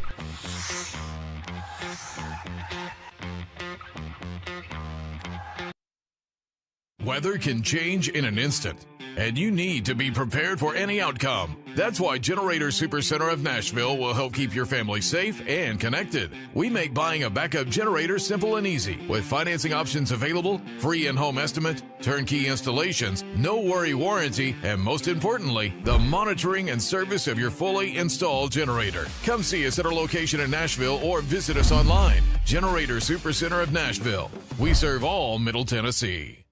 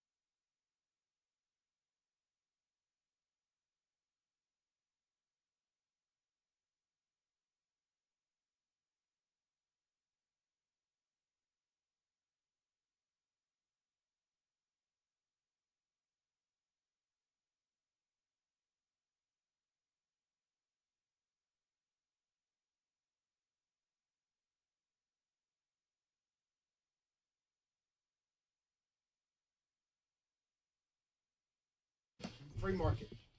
You know, this is what I get. I invite people into the studio. He starts arguing with me. Pascal Caputo's here. He's a good friend of mine from Birmingham, Alabama. He said he was in town. He said, "Hey, I'd love to see your studio." I said, "Great." And then he's a talent agent. I said, "You're not going to find any talent here with Voodoo Hill." And then he pulls out his guitar. I don't know. I really don't know. Chris, I really don't know what's going on right now. I think he's taking over. I think he's taking over the show. And then I said, "What have you been doing?" He said, "Up till 4 weeks ago, you were working in renewable energy." That's right. Renewable energy. What that exactly? When did you become a hippie? You used to be a conservative down at. I am a Republican renewable energy lobbyist that today is a music agent. But hey, when I talk about green energy, I'm talking about lowering ratepayer bills, lower bills, entrepreneurship, job creation. I'm not talking about. You're talking about cash. You're talking about cash money. And here's the thing. I love solar. I love wind. But you know what? I also love nuclear. I love natural gas. I love nuclear. The way I talk about it, all of the above. It's the future. All of the above. I don't have anything. And you and I were having this discussion a second ago. And I got to get back to Michael real quick. But I'm not against any of that. Right. I'm against government forcing it on any region of our country. Secondarily, I'm against government subsidizing it. And you're right. You brought all forms of energy get subsidized. I mean, in some form or fashion, you're right. I mean, with too much of our food gets subsidized, too much of our energy gets. I agree. Get Just get rid of them all. It'll never happen, though. Level play. I mean, hey, no. Unless you can do it by executive order. And I would argue you cannot change the U.S. code by executive order. Legally, I don't try it. Let's give it a go. Litigate it. I mean, Get rid of them all, though. We're doing it, Get right? rid of all of them. But you don't take away the subsidies from renewable energy. All right, officially turn Pascal's mic off. I got to talk to Michael in a second. I don't want him to start strumming his guitar. We'll get back to you in a second, Pascal. Michael, all right, the conversation merited a few more moments, and I did not want to rush you, but the floor is yours, sir. All right, so I just wanted to say that 2 points I wanted to make. First of all, what happened Friday in the White House? So Trump and Vance were right about everything they said. They're absolutely in the right. But the way they did it was just wrong and just ugly. And that's all I'm going to say and put that aside. Now, as far as negotiations go, and the war and what I mentioned before, parabellum and what I like to call the Hiroshima effect. So if we look back in history, what we did in Japan in World War II when we dropped the bombs, right? When we read and learn about this, we dropped those bombs not because we just wanted to kill a bunch of people and drop bombs, but because we calculated that if we went on with the fighting, actually even more people were going to die rather than just dropping the bombs and making it, putting an end to it. And this is why my understanding is that the bombs were dropped. Now, if we look at the situation, the current situation, I can draw an analogy with it. At least that's my personal opinion. Because if we actually go as NATO, and I'm not talking about just U.S., but U.S. and NATO, negotiate together to go with joint forces and actually go all in, Russia will be gone in like a week and a half. That's about what they're going to last. And they need to be kicked back. And I believe that will be the lesser evil. Not that I am for war or anything, because if we don't do that, eventually it will end up the same thing happening, but after a whole bunch of money have been spent and a whole bunch of other people have already died, it will still. So in other words, we're just prolonging it if we don't do it. That's my personal opinion. And the reason why I'm saying this is because if we look, it's not even a question whether Putin is going to break any agreement he might say that he agrees to. We know that for a fact simply because every single time there was an agreement with him, he has broken it. And it's not just him. Russia, historically, has never kept their agreements. Never, not once. Why do you think it is? Why do you think it is, Michael? And this is kind of a side note, but I'm curious your thoughts. You seem to have thought about this a lot. Why do you think it is that Vladimir Putin did not make any major moves during the 4 years of Donald Trump's first presidency? The first term of his presidency. I believe that Charlie Kirk, I'm not sure if it was him or somebody else, explained that kind of like in an anecdotal way, where supposedly that conversation went something like, hey, Vladimir, my friend, if you go in there, I'm going to bomb you. And Putin replied, we both know that you're never going to do that because that will be World War III. And Trump told him, I might do it, I might not do it, you don't know that. And until there is even a 5% chance of me doing it, you're never going to invade. And I believe that, this is all a joke, but a conversation of that type probably did take place back then. But that train has departed a long time ago. We have 3 years of war, and we can beat a dead horse all we want about who signed what in 94, whether in 2008 Merkel vetoed Ukraine's application into NATO. We can talk about who messed what up for the last 11 years, because this has been going on realistically for 11 years now. But the question is, what is the solution now and the position we're in now? You brought up a very, very good point. It is absolutely unrealistic, and it's absolutely crazy to think that somebody is going to tell Vladimir Putin, hey, you know what? Let's make an agreement. We're going to have peace. You just pack your stuff and you return everything to Ukraine back to 2014. That will never happen. The solutions are, and tell me if I'm wrong, Michael, in your assessment, The solutions are you either have to escalate the fighting, or in order to achieve peace, you have to give Putin a little something. And that doesn't have to be land. That doesn't. I mean, I think it's probably going to come in the form of Crimea and other concessions, but it doesn't have to be major swaths of land. It can be sanction concessions. It can be oil and gas sale, natural gas sale concessions. I mean, there are other ways to appease Putin, but he's going to want Crimea. Here's the point that I'm trying to make. You said something that you're absolutely dead on the money, right? You hit the nail on the head.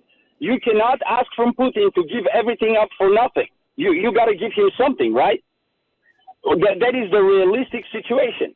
But also, it is the realistic situation if we have to be evenly look on both sides. It is also not realistic to tell a country you got to give up 20% of your country, or you got to give you major ports, or you got to give up even 10% of your country in order to have peace. They're never going to agree to that. And sooner or later, and if we look in history, what happened with Poland back in the day, right? It is kind of like the same situation. They went invaded. Europe decided to tell them, like, hey, you know what? Let's, for the name of peace, sacrifice this little piece here. And where did we end up? We end up in a way bigger conflict that didn't end very well. It ended up with millions of people killed.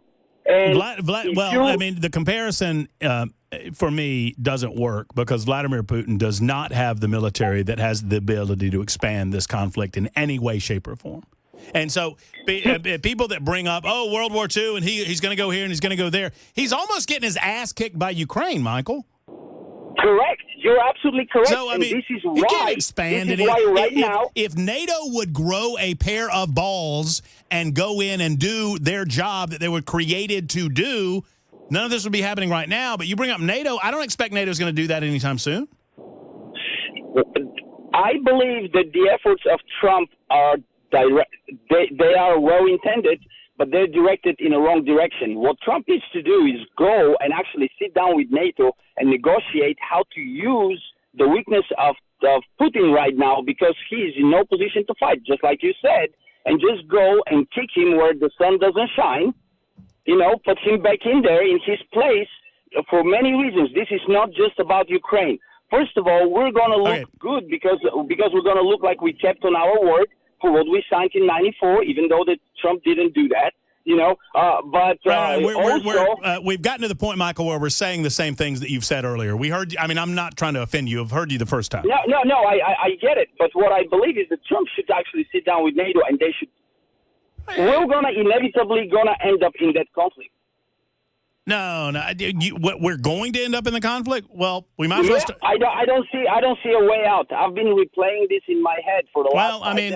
I do. A million different ways. I mean. A million different ways. Michael, I mean, no offense, opinions like buttholes on this subject. I mean, everybody's got one. Okay, I gotta go. I mean, I can't. I gave you plenty of time. I appreciate you, but no. Anybody that says there's no way we're not going to war, you lose me. What? We get to decide that. The American people get to decide that. The American people decide when it's time to spill blood. That NATO doesn't decide.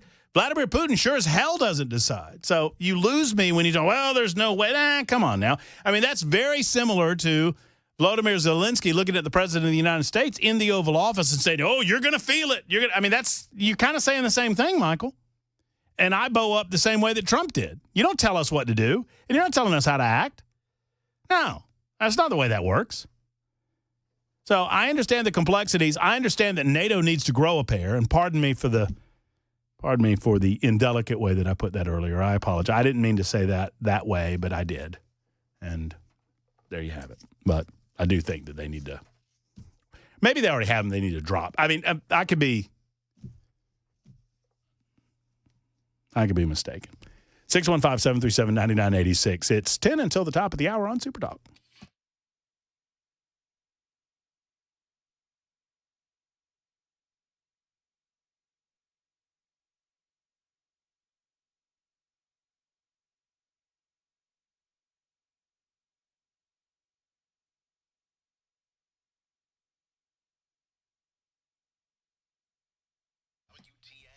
Hey, friends, it's Matt Murphy, and I want to talk to you for a moment or two about my buddies at Stoltz Co. If you own property or if you have property and you want to develop it, Stoltz Co is the way to go.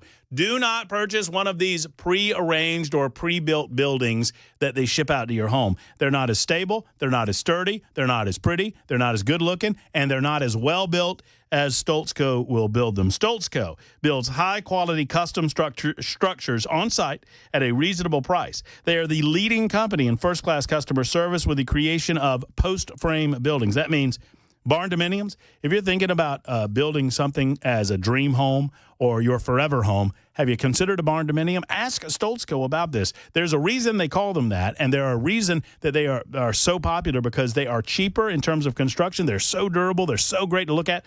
Barn dominiums are the way to go. Pole barns, garages, equestrian spaces, event spaces, all available at Stoltz Co. Just go online and see some of the beautiful structures they've built over the years. There's a reason why they are the leader in Middle Tennessee in post-frame construction. Go to stoltzco.com. That's STOLTZCO.com. Stoltzco.com or call 615-622-5992. 622-5992.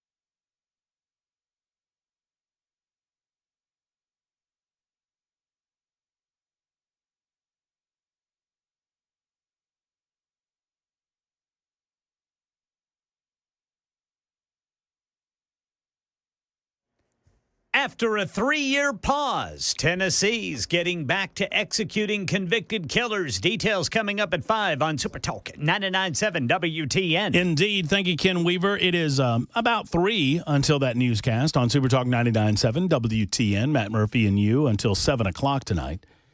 Jack Johnson coming in. You've got to leave at 5 o'clock? No, in 5 minutes. Oh, in 5 minutes. Hey, everybody, Pascal has to leave in 5 minutes. You're funny. All right, well, so I've got several people to get to on the phone. So you're working a talent agency now, and you're looking for talent? I am music talent. Yeah. Yeah, so you can't be my client. No, I wouldn't suggest. I wouldn't want you as my I'm not client. talent. I'm certainly not musically inclined. You are a very talented man. I mean, you're wailing on the guitar over there. Yeah. Yeah. Yeah. I mean, just Pascal was the. What were you, the chief of staff? What That's were you? right. You were the chief of staff.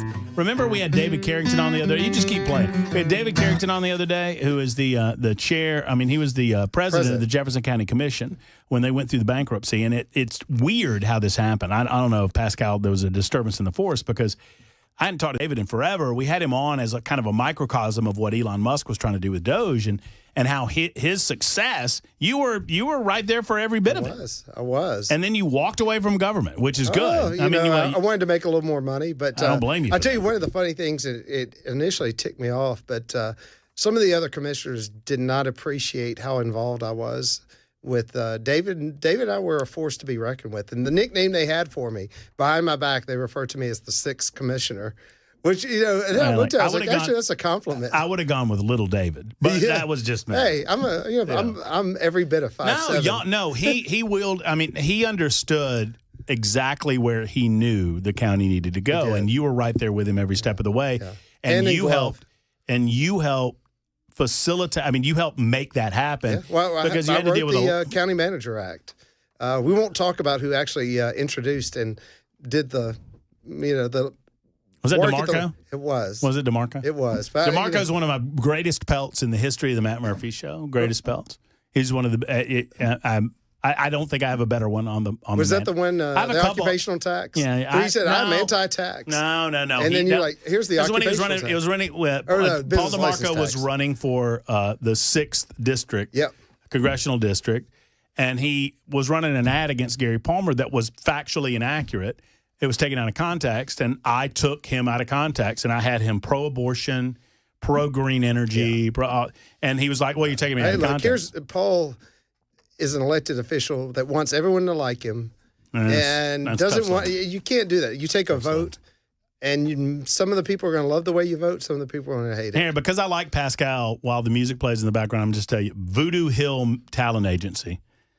Facebook, Instagram – call me. Voodoo Hill Talent Management. That's it. Well, let me know if you find any talent in this town.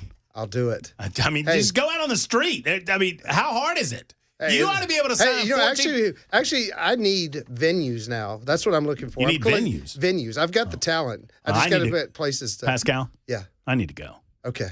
I love you, though. I love you, too. Thank you for stopping by. It's time for news.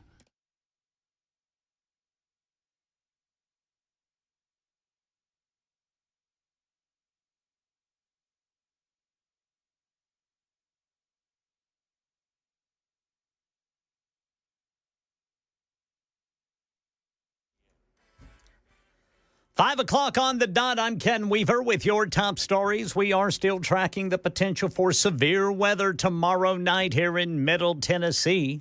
Tell you more about it during the full forecast and traffic in 5 minutes.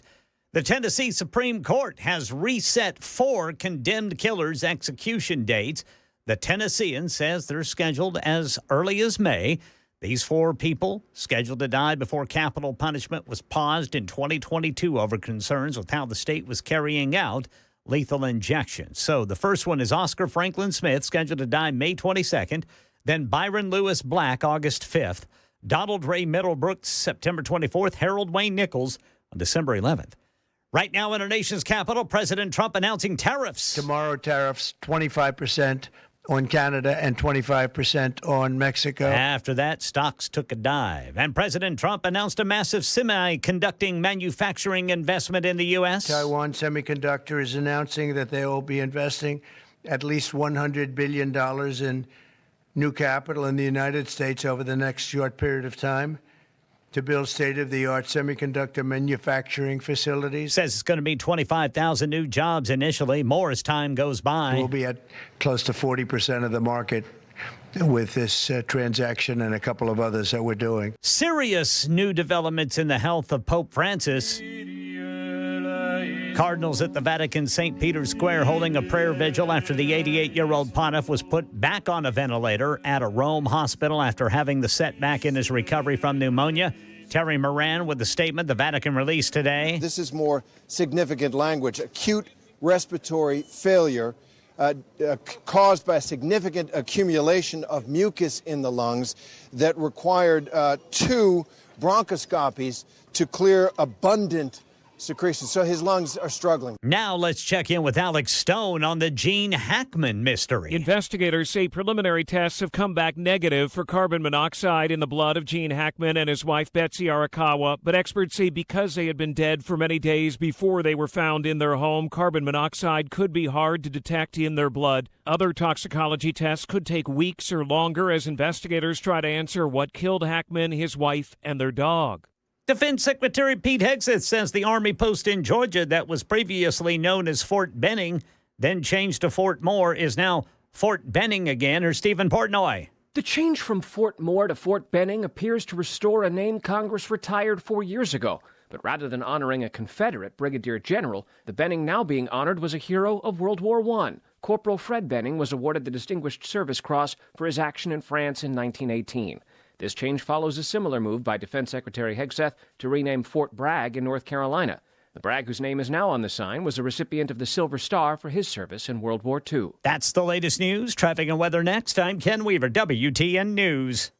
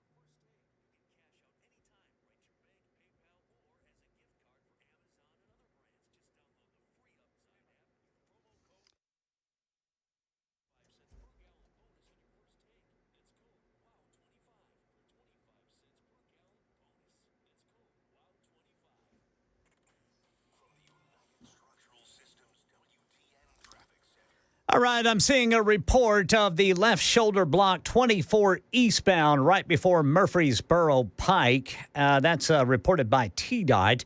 Then we've got 40 eastbound after White Bridge Pike, Briley Parkway West, exit 204. Police reporting an accident there. In Coffee County, Highway Patrol reporting a crash 24 eastbound right before Beach Grove. Traffic every 10 minutes every morning on Super Talk 99.7 WTN.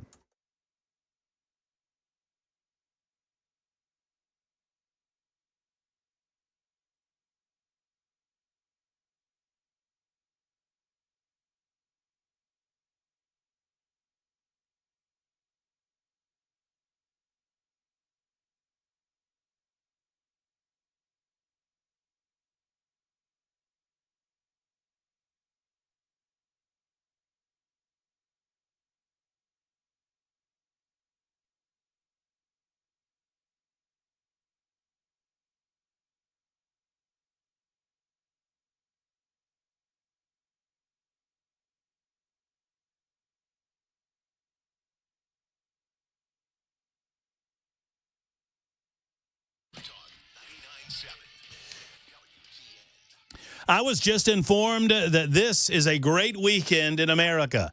It's a weekend that I never, ever, ever want to see again. And if Donald Trump has a hair on his chinny chin chin, and I think he does, he'll make it happen. It is the weekend this week, this upcoming. I know it's Monday. I understand that. I understand it's just March 3rd. I get that. Episode 761 of our show, by the way. I haven't said that yet. My name is Matt Murphy. I need to say that. For those of you getting off work, just getting in your automobiles, I'm full of it today. Chris Webber, not so full of it today. Well, not more than any other day. He's controlling the experience, making sure that everything that comes out of our speaker sounds as good as possible. Then there's Ken Weaver. Yes, sir. Ken Weaver's full of it, too. I just don't know what it is. We're trying to figure it out. Whole bunch of it. Yeah, oh, yeah. You got a belly full of it. And the three of us tomorrow are going to, right around this time, be at Nashville Palace. That's right. Are you excited? I am. I am, too. Can't you tell? There's 2 out of 3. We're very excited. We'd love to see you. Friends, I know you've been hearing a lot about it. I do not believe for a moment. I think I made a tactical error. I talked about this on Friday. I think I made a tactical error. I did not realize just how much I was loved. I did not realize just how much all of the listeners of the Matt Murphy Show on Super Talk 99.7 cherish me and appreciate me. The love for me is overflowing, and I thank you, each and every one of you, for this abundance. Thank you. Oh, no, I wanted some more. A little cool in the game. That's pretty good. Yes, sir. I don't know the words either, but I know the. Yeah, just right. Because a week or so ago, I said, hey, you fill the Nashville Palace. I asked Weber. I said, how many people can get into the Nashville Palace? He said, I got it 725 total, all in. Yeah. I said, fine. We sell the place out, and I'll shave my head. And I thought, watch them fill the place. I had no idea how much you guys love me because y'all know that I don't really want to shave my head. I am getting a haircut from the singing barber tomorrow, Noah Peters. But I feel like we're at the stage where some people are staying home because they love me so much. You think that's what it is? I do. I think that's what it is. I think the people love me so much, they've decided to stay home for fear that I will follow through with my promise. As he stacks his papers officially. So you're thinking people do not want to see you shave my head. Your head. Which I don't blame them. I don't want to see it either. One way or the other. What I would encourage you is that at this point in the proceedings, there's no fear. Because, I mean, we're in the hundreds of tickets sold. Yeah. But we have hundreds more to go before there's any chance of me shaving my head. So buy at your way. I know y'all love me. Well, we got to get on that. But we need to get on it. Let's go ahead and just make this happen. We need to get to, 250. That'd be a great number. Yeah. That's nice and far away from 700. But it's way far away from 0. So y'all go to 997WTN.com and buy your tickets. A ticket price, it's a $40 ticket price. And you're thinking, whoa, $40. No, look, you get a buffet, which is absolutely fabulous. I would put this buffet against any other buffet. I mean, what you think of the fancy dancy buffets that don't advertise with us? I would say their names, but no, you don't get the freebies. Those buffets, I put this buffet against those buffets. Wow. That's what I'm saying. High praise. And it's right there at Nashville Palace. So $40, all-you-can-eat buffet, all the drinks you want, alcoholic beverages available per purchase, plus great entertainment, including yours truly, Chris Hand, Chad Benson, Dan Mandis, Joan Jones, Ken Weaver, Chris Webber, the illustrious one and only Brian Wilson returns to the microphone, all at the Nashville Palace tomorrow. Action starts at 3. The show officially starts at 6. I'm getting my hair cut at 6:30. Talked to Brian earlier today about that. Yeah? I asked him if he could take over the anchor seat at 6:30 in the p.m. while I got my hair snippy. Mm-hmm. And he said he would do it if they cut off enough. See? And I said, okay, leaving the word enough vague. Yeah. Just be as vague as possible. There can't be enough left for any of that slick back. No, I need no, you got to have some slick. Murphy's theme song. Woo! Let's go.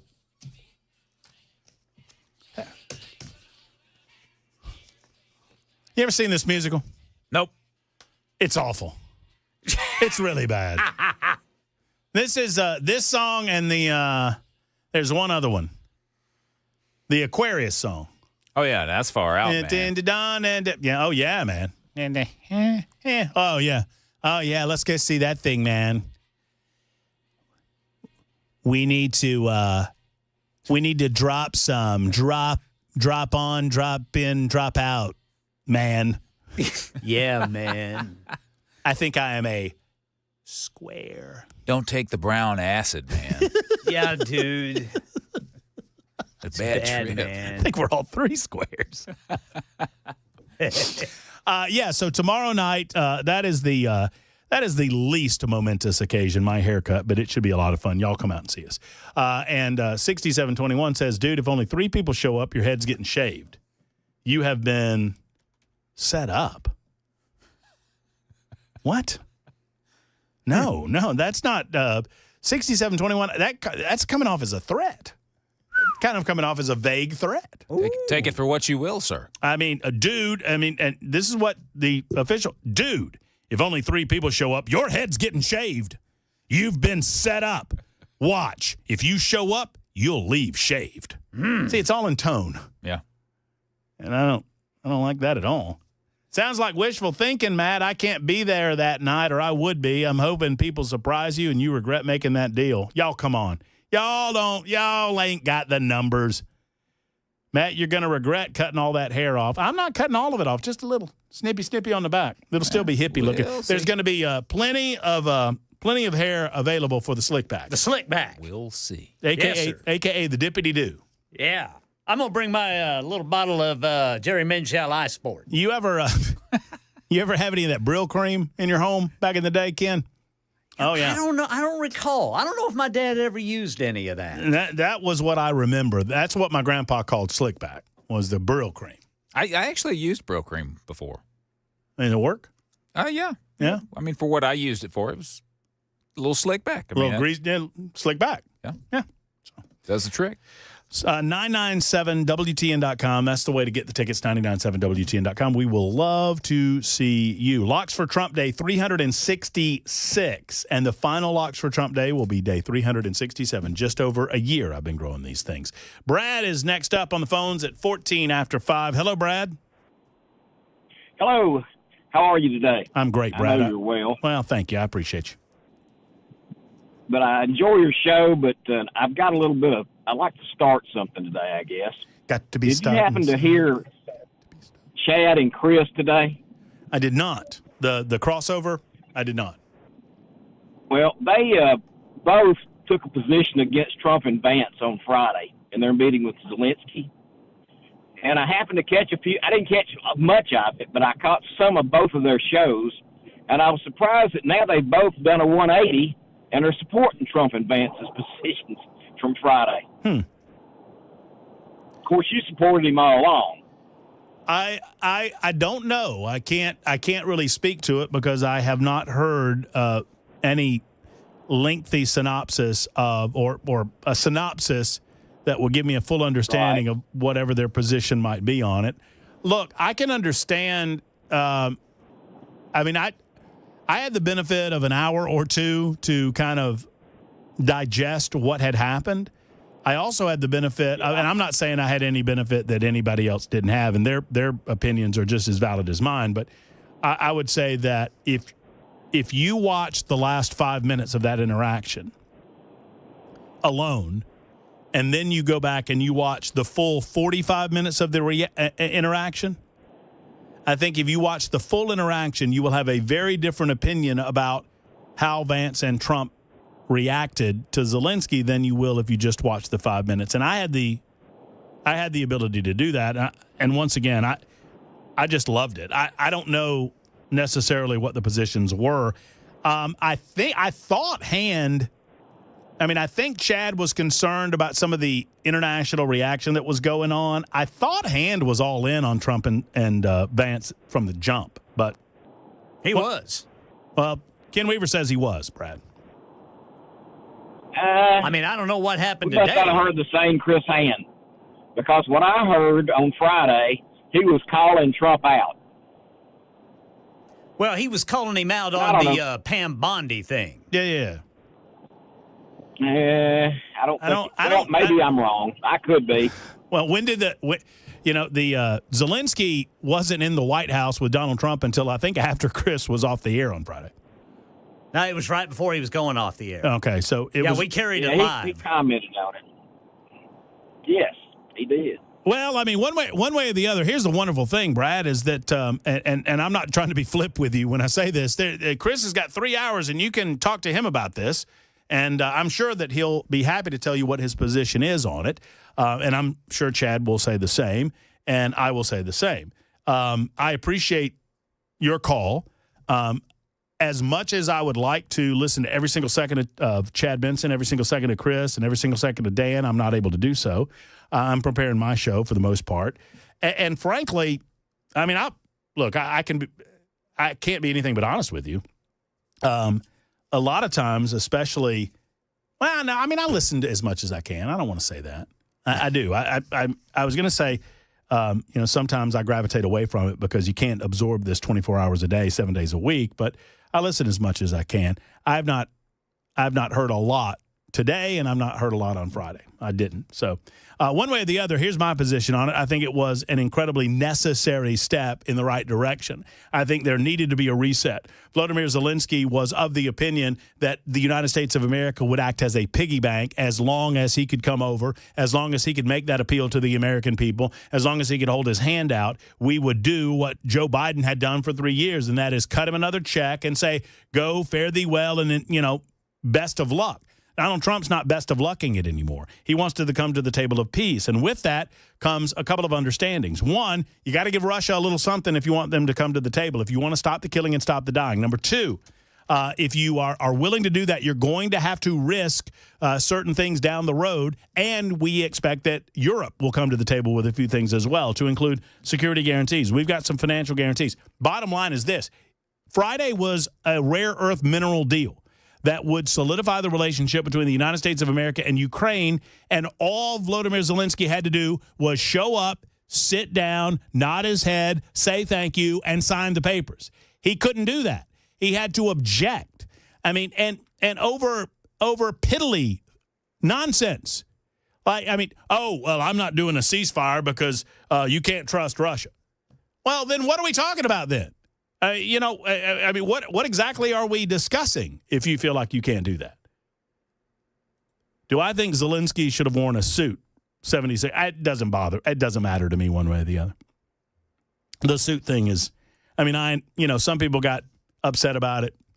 That is, if Volodymyr Zelensky had not worn a suit, had come to the White House, had shaken hands, had told Donald Trump that he appreciates his help, had signed the rare earth minerals deal, had sat in the White House in the Oval Office and not objected as many times as he did, not directly contradicted J.D. Vance and Donald J. Trump sitting in the Oval Office, had left that for it. If he had any objections, had left those objections for behind the scenes. If all of that had gone down, nobody would have worried about his suit, right?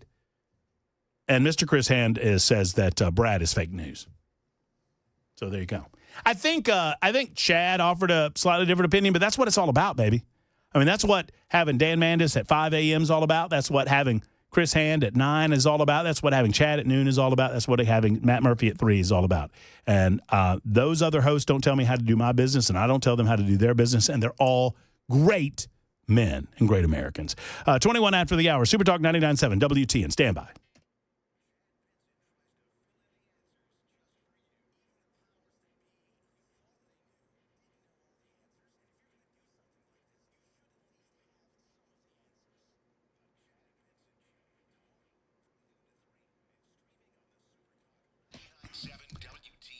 Okay, so you want to cook something nice and delicious for the fam, and you want to give back, right?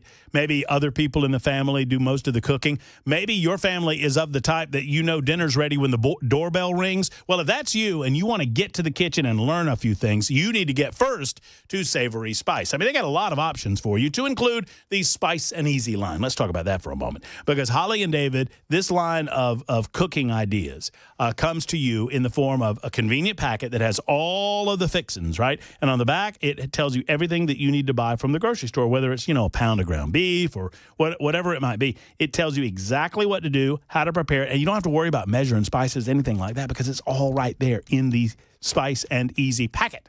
It's nice, right? So you become a cook. You become a chef in your own kitchen, and you don't have to know anything about spices and flavors or whatever because they've done all that for you. Now, if you're experienced, you already know to go to Savory Spice because they're great at what they do. They have the finest selection. They have things that nobody else has. They are the place to buy your spices and your seasonings and your salts in Nashville, Tennessee. Savory Spice, located just off the square in Franklin next to Gray's Pharmacy. Tell them Matt Murphy sent you to Savory Spice.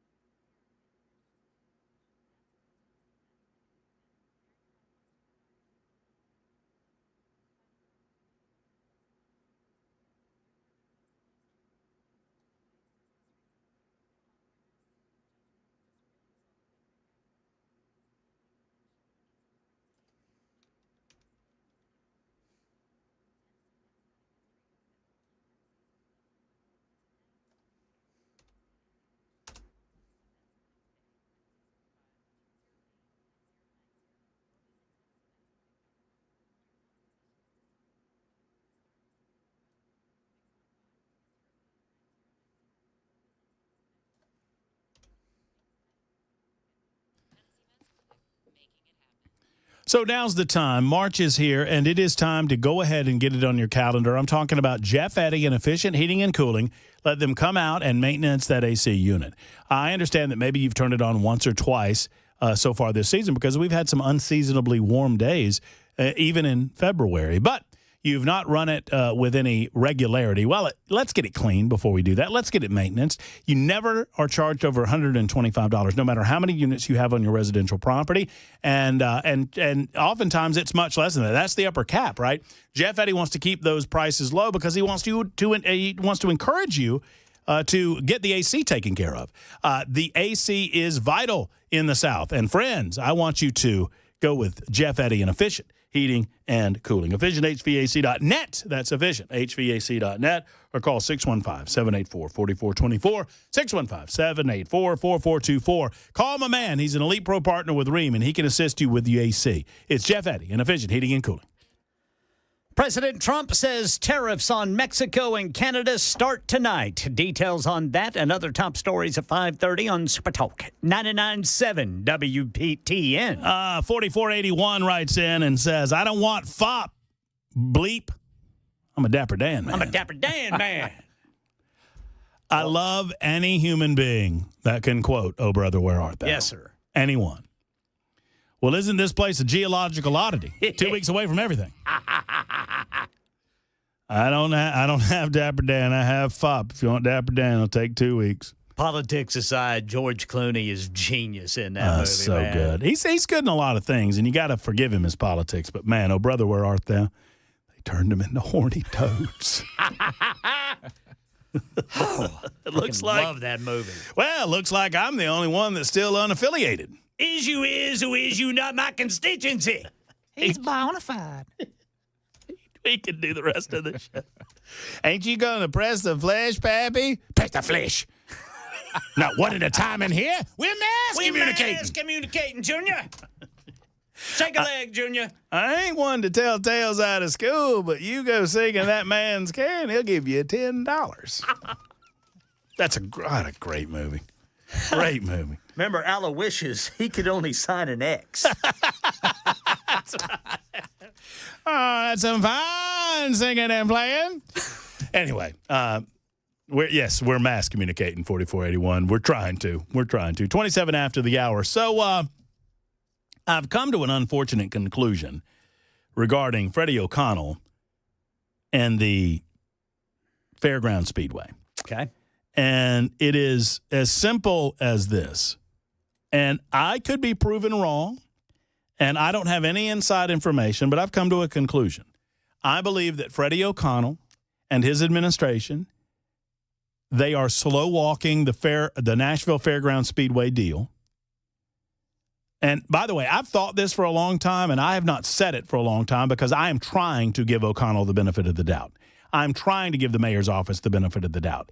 But sadly, I can come to no other conclusions, especially considering an interesting turn of phrase that was used in a recent article in the Tennessean about this very matter. So the article is entitled, "Amid Nashville Fairgrounds Speedway Discussions, Neighbors Push for Seat at the Table."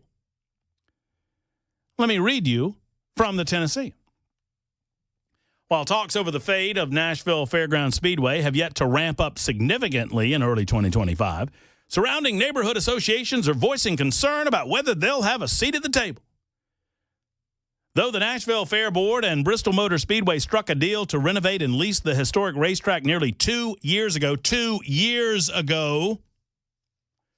it is yet to move forward. In part, a lack of resolution is because the deal was put on pause during the mayoral and council elections of 2023. Former Mayor John Cooper initially struck an agreement in principle with Bristol Motor Speedway, owned by Speedway Motorsports, in 2021.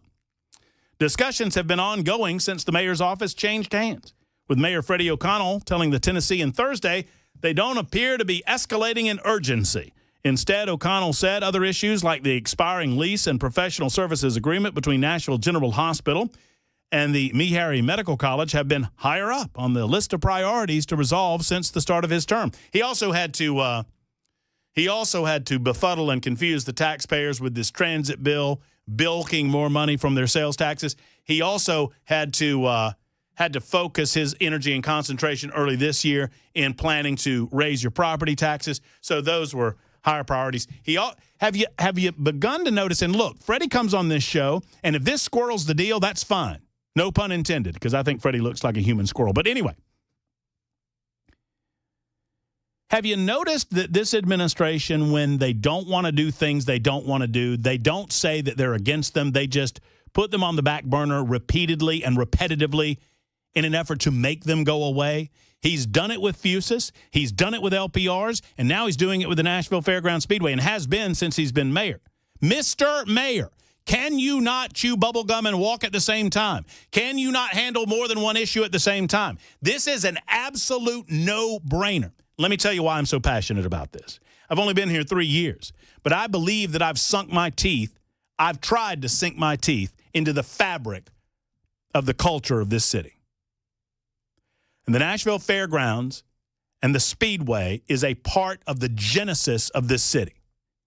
And Mayor Freddie O'Connell wants to throw it away for a parking lot, to bow before the altar of the money that John Ingram has in his wallet. Freddie O'Connell is doing John Ingram's, I'm saying it out loud, Freddie O'Connell is doing John Ingram's bidding. And he's slow walking this deal, waiting on Bristol Motor Speedway to walk away from it.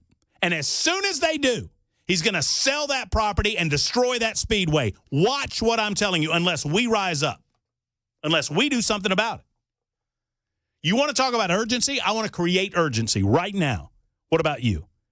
615-737-9986. It's 31 after the hour.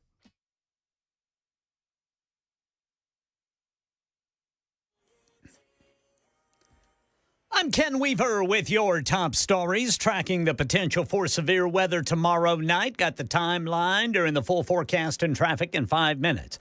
President Trump says 25% tariffs on Canada and Mexico go into effect overnight. President Trump says he's going forward on Tuesday with steep tariffs on products coming into the U.S. from Mexico and Canada. Tomorrow, tariffs 25% on Canada and 25% on Mexico. The move by the White House could impact prices on produce, gas, and iPhones. Major stock indexes plummeted after the president announced the tariffs would go into effect. The S&P suffered its biggest loss since December, down nearly 105 points. The Dow Jones Industrial Average closed down nearly 650 points. As Karen Travers at the White House. President Trump also announced a massive investment he says will give America 40% of the semiconductor market through Taiwan Semiconductor Manufacturing Company's $100 billion pledge to make them here. The most powerful AI chips in the world will be made right here in America, and it'll be a big percentage of the chips made by his company, but as you know, they're based mostly in Taiwan. He says it means 25,000 new jobs. Then President Trump was asked about ending the war in Ukraine and President Zelensky and the EU. Well, I just think he should be more appreciative because this country has stuck with them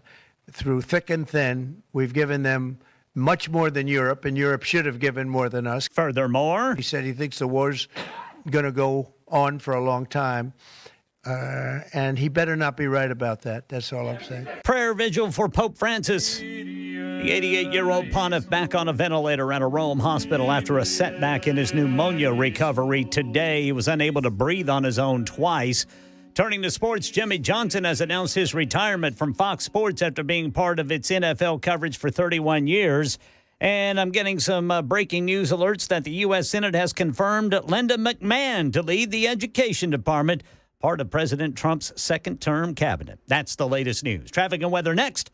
I'm Ken Weaver, WTN News.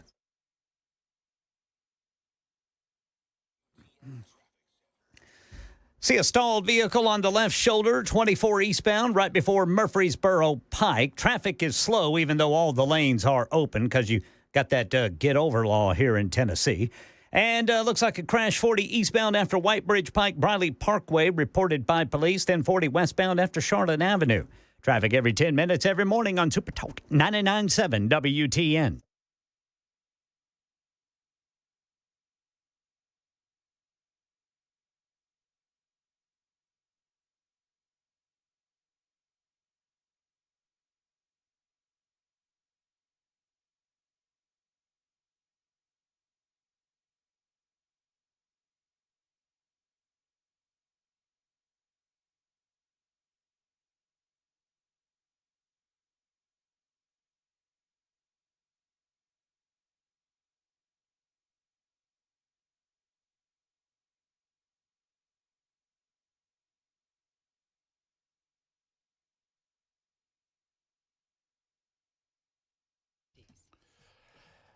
You know, when couples walk into Genesis Diamonds, their eyes get so big. If you've never been, you need to go. Green Hills and Cool Springs. It is a mind-blowing display of incredible jewelry, sparkling jewelry with literally thousands of choices when it comes to engagement rings. All of the styles she's seen online are right there in person. And I understand that it can be overwhelming, but the experts at Genesis Diamonds will make you feel totally at ease. They offer you a beverage. You know what? I mean, you know what? If you like something to drink, you can have something to drink. They're asked a lot of questions about your style and your taste. You are given a no-holds-barred education on jewelry buying. You're even told the secrets of the jewelry business. I mean, what is cut and clarity? What do all of these things mean? The consultants at Genesis Diamonds are not commissioned. That's important.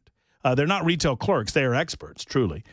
They can spend 30 minutes with you. They can spend 3 hours with you. It does not matter to them. What they want to do is find the right special something for you in your budget. You can see dozens and dozens of diamonds in an array of sizes, shapes, and colors. Or if you know what you want, they can point you right in the right direction. The bottom line is this. Genesis takes away all the risk, all the mystery, and all the confusion, and they help you make that very special decision in your life. Genesis Diamonds, no compromises, a luxury experience. Go to Green Hills or Cool Springs. Tell them Matt Murphy sent you.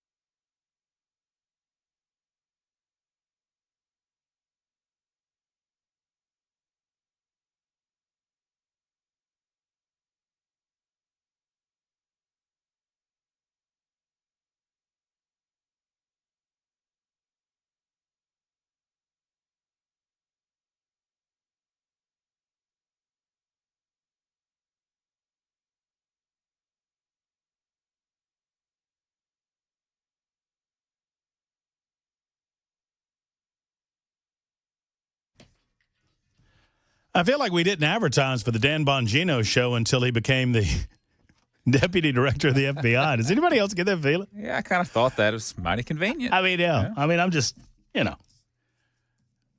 just a thought.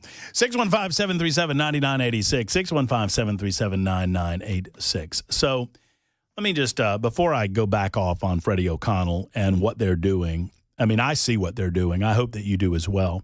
And I hope the people in Davidson County, I hope the people in Metro Nashville, I hope all of you respond and speak directly to the mayor's office. Because the mayor said something in this article written by the Tennessean that, well, let me get the author. I try to be good to these people. They're not good to me. Austin Hornbostel. That is a hell of a name. Hornbostel. Am I saying that correctly there, Chris Might Weber? be Hornbustle. Chris Weber and Ken Weaver are the official pronunciators of the Matt Murphy Radio Show. Hornbostel. Hornbostel. That's got to be. Hornbostel.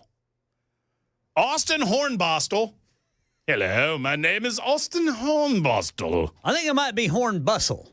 Hello, Mr. Weaver. My name is Hornbostel. There you go. I don't know. That is a great name. It is a pretty good name. It beats the hell out of Murphy. What am I saying? Anyway, Austin writes, so the talks, blah, blah, blah, discussions have been going on. He gives us a little of the background.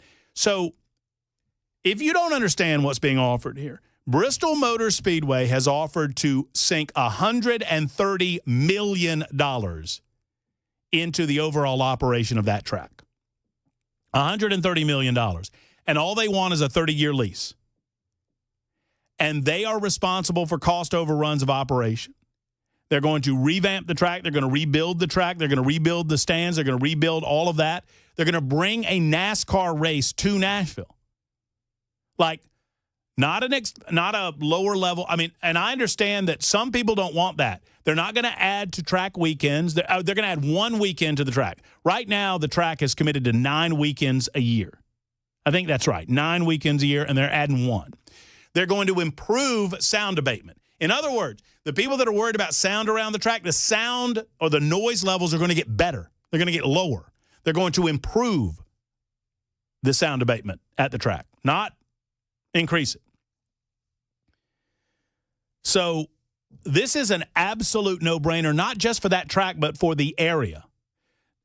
The reason the Speedway exists as it does is because it's part of the Nashville Metro Charter.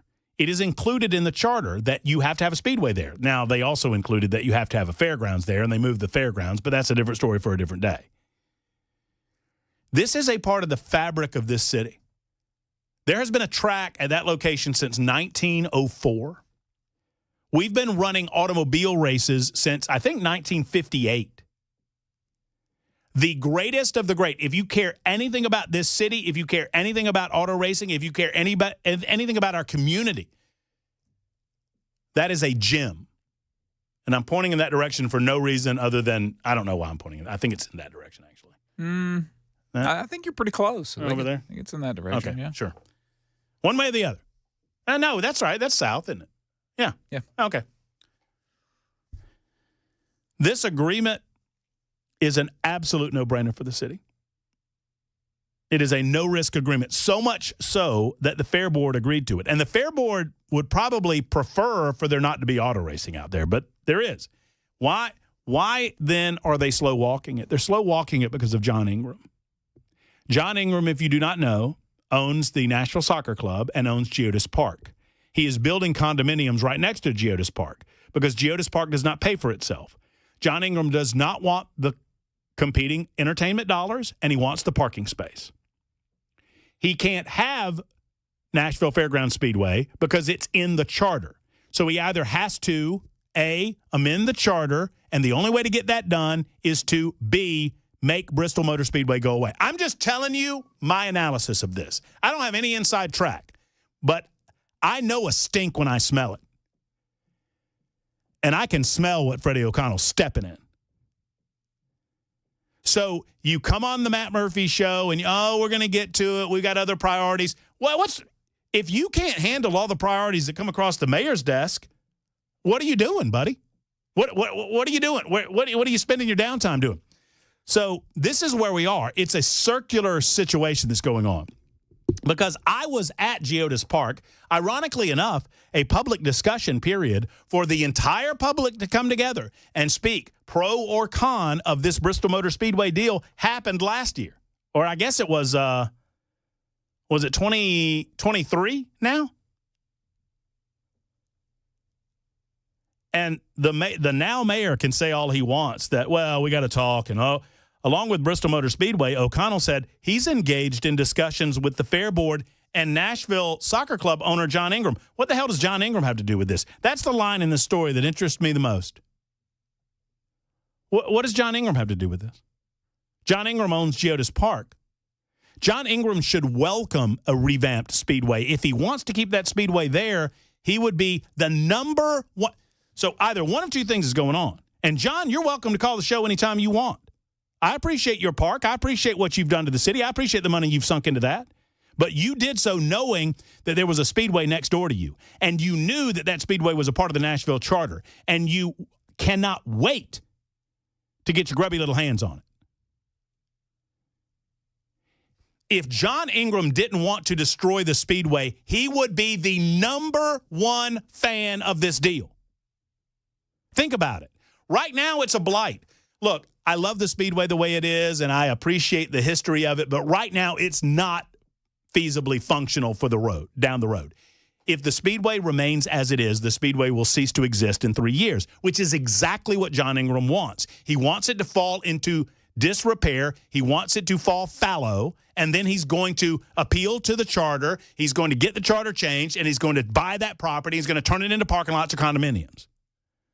Now, I can't put it any clearer than that. And Freddie O'Connell should know this. If he either knows and he's not being honest, or he doesn't know and he's not being a good mayor.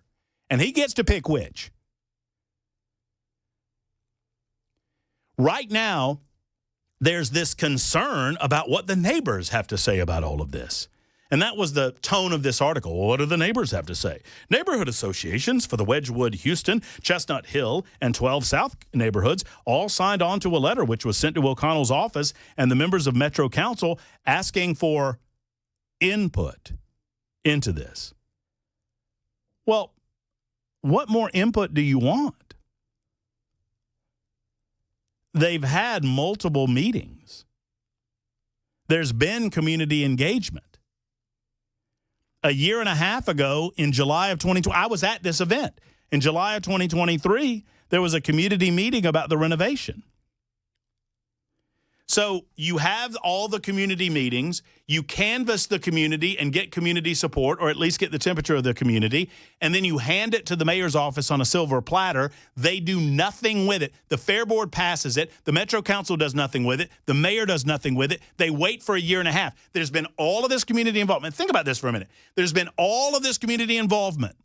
They sit on it for a year and a half, and then they come back and say, well, we've got to let the community have their say. The community already had their say. You just sat on it for a year and a half.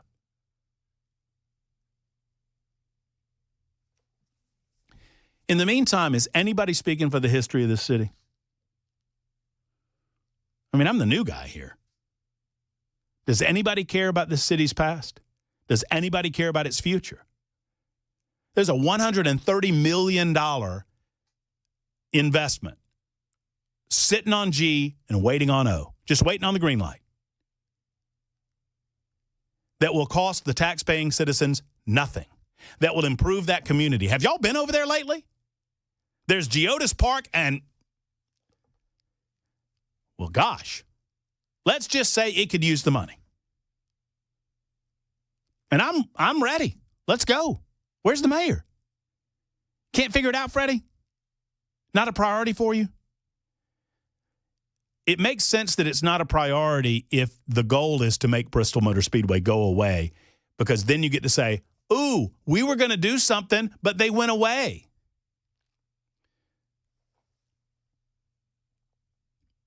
Freddie said in this article in the Tennessean that he's interested in making this happen before the end of his term. That's in 2027. All you have to do is get it approved and sign it. It's no cost. There's no tax cost to the city. Otherwise, you either want to do this or you want John Ingram to turn it into whatever John Ingram wants. And John Ingram knew there was a racetrack there when he dug ground on Judas Park. Wayne is in Hermitage. Hey, Wayne, how are you? Doing great. I love to hear this conversation going on this time of day where everybody's hearing it. I have your solution. Talk to me. Sell the track to Speedway Motorsports and let them take it and do what they want to with it. It'll be 50 times better than anything involving Metro Nashville. Well, Wayne, the deal on the table would be to lease the Nashville Fairgrounds Speedway to Bristol Motor Speedway for 30 years. Call the Smith family. Wayne, in the morning. Wayne. Yeah. Just let me finish my sentence, and then I'll let you talk again. Okay. I'm telling you what the deal is on the table. What you're talking about is not on the table. Nashville's not on the table. Well, I mean, then you're talking about starting over, and right now the deal is to lease the track to the Bristol Motor Speedway folks, Speedway Motorsports, for 30 years. Tell me why that's a bad deal. It's a $130 million investment. Because O'Connell and the stupid Metro Nashville government, who couldn't lead a town of 50 people, will find a way to blow it. Well, then what makes you think they wouldn't find a way to blow selling it? Bruton's, not Bruton. I appreciate your passion on it, but I mean, my point is this. I mean, I want passion like this, but why don't we just go with the deal that's currently in front of the council that Bristol Motor Speedway wants? Because we have a city metro government that won't get off their lazy butts and do anything about it. If these people had led Sherman's march through Georgia, the Yankees would have captured Reykjavik. Okay, Wayne. I think it's probably more prudent in a realistic fashion to get behind the deal that Bristol Motor Speedway has proposed, as opposed to demanding that they buy something that Nashville's not willing to sell. I appreciate your passion. I love it. Let's direct that passion singularly toward, I love you, Wayne, but what you're doing is you're resetting it, and then we have to get other people to the table. We got to get everybody back to the table. Right now, one party is all in. The Bristol Motor Speedway folks are all in on this deal. And the Fair Board's all in. They've already approved it. And by my count, over half the council's all in, if they would just get it in front of the council. What's sticking us up is the mayor's office. What we need to do is impress upon Freddie that if he wants to be mayor again and he screws this deal up, he's going to have a hard lift becoming mayor again. He doesn't believe that right now. So let's just get behind this deal and see what happens. 52 after the hour on Super Talk.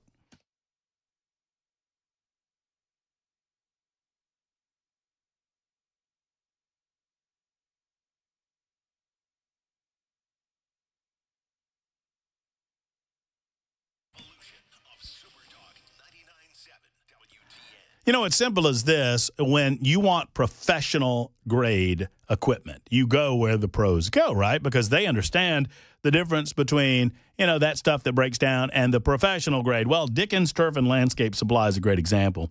With locations in Nashville, Bellevue, Murfreesboro, Brentwood, Mower, Hendersonville, Mount Juliet, and Franklin, they are where the pros go. And you wouldn't drive a car without suspension. I want to tell you about this. Why would you mow without suspension? At Ferris, their commercial mowers set the bar as the first and only manufacturer to integrate suspension into their mowers. That's pretty cool. It's racing inspired. We were just talking about racing a second ago. Patented full suspension and integrated cutting decks. You go faster, you cut better, and you don't get beat up.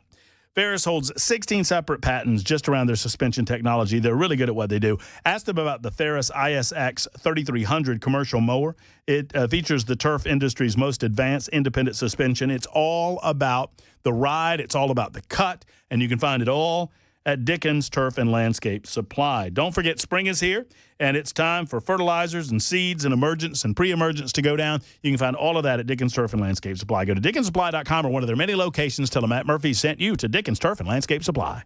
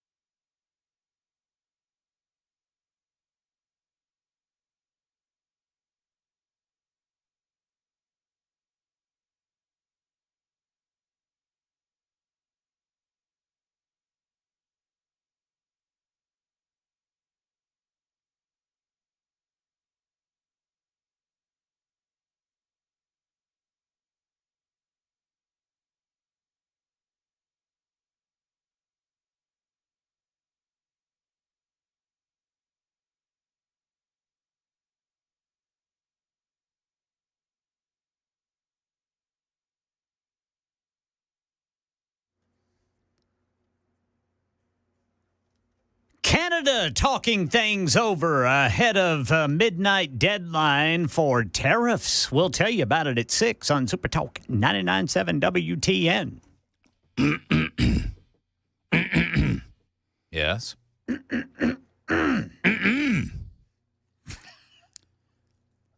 What's the problem? I'm a nincompoop.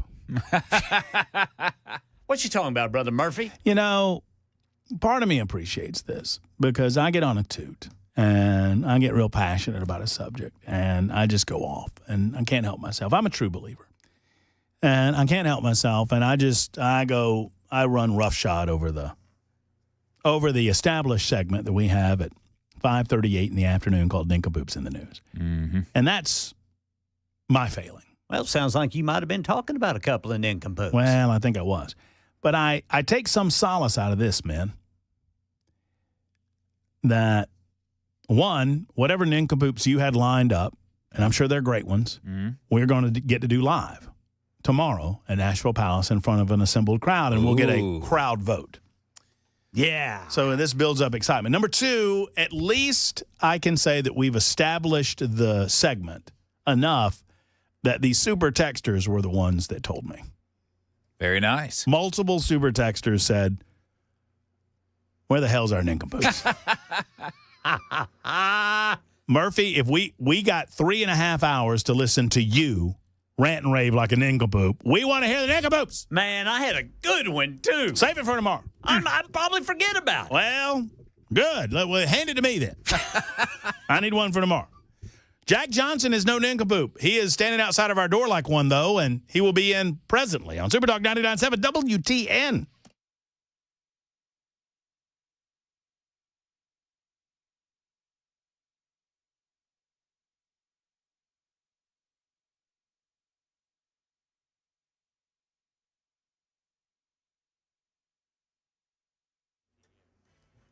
Six o'clock on the dot. I'm Ken Weaver with your top stories. We are still tracking the potential for severe weather here in Middle Tennessee tomorrow. It looks like most of Middle Tennessee under that level 1 out of 5 risk, level 1 being the lowest risk out there. Got the full forecast and traffic in 5 minutes.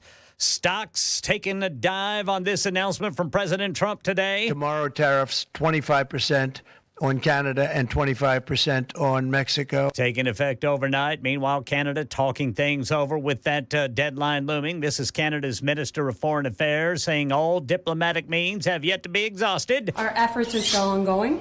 We've been in contact with the Trump administration, and the Minister of Finance, Dominic LeBlanc, has been in contact with his counterpart. Apparently, the Dow tumbled 500 points on word of that tariff. President Trump welcoming the CEO of Taiwan, a semiconductor manufacturing company who pledged a $100 billion investment to make chips here in the U.S. The most powerful AI chips in the world will be made right here in America. And it'll be a big percentage of the chips made by his company. But as you know, they're based mostly in Taiwan. Trump says it means 25,000 jobs initially in the U.S., more each year after that. President Trump said to be meeting with all of his national security advisors on the path forward for ending the war in Ukraine, which he says relies on President Zelensky actually wanting peace. Well, I just think he should be more appreciative because this country has stuck with them through thick and thin. We've given them much more than Europe, and Europe should have given more than us. And in the U.S. Senate, the yeas are 51, the nays are 45. The nomination is confirmed. WWE executive Linda McMahon is Secretary of Education. And a prayer vigil for Pope Francis. Terry Moran says the 88-year-old pontiff back on a ventilator at a Rome hospital after a setback in his pneumonia recovery today. This is more significant language. Acute respiratory failure caused by a significant accumulation of mucus in the lungs that required 2 bronchoscopies to clear abundant secretion. So his lungs are struggling. And meanwhile, New Mexico authorities, Alex Stone updating the investigation of the deaths of actor Gene Hackman, his wife, and their dog. Investigators say preliminary tests have come back negative for carbon monoxide in the blood of Gene Hackman and his wife, Betsy Arakawa. But experts say because they had been dead for many days before they were found in their home, carbon monoxide could be hard to detect in their blood. Other toxicology tests could take weeks or longer as investigators try to answer what killed Hackman, his wife, and and their dog. Teams for Iditarod Trail Sled Dog Race gathering for the ceremonial start in Anchorage, Alaska. Lisa Knackford traveled up from Naples to watch it. I just have always been fascinated by the endurance of the mushers and the dogs. So it's fantastic to be here. That's the latest news. Traffic and weather next. I'm Ken Weaver, WTN News. Hello, friends. It's Matt Murphy, and I want to tell you about our buddies at U.S. Pest. Friends, I told you. I've been telling you all winter that before you know it, spring will be here. And with spring comes the bugs. Look, I don't like to put too fine a point on it, but let's just go ahead and say it. Get it down there where the goats can graze on it. It is bug sex season in Tennessee. The bugs are coming out of the woodwork, and they are finding their friendly bugs, and they're going out to dinner, and they're getting candlelight, and they're doing all the things to make baby bugs. And if you let them do that in your house, if you let them do that on your property, they're going to. It is time to get protected from this and let that be the neighbor's problem with U.S. Pest. J.K. and Erica Brister are the go-to company with U.S. Pest to solve all of your bug issues, all of your termite issues. Any pests or creepy crawlies or spiders or rats or rodents that you have bugging you, they'll take care of them. Full-service pest control, termite protection, and crawl-space service included. 100% money-back guarantee on all services provided. Go to uspest.com or call 590-1260. That's 615-590-1260. Tell them Matt Murphy sent you to the one and only U.S. Pest.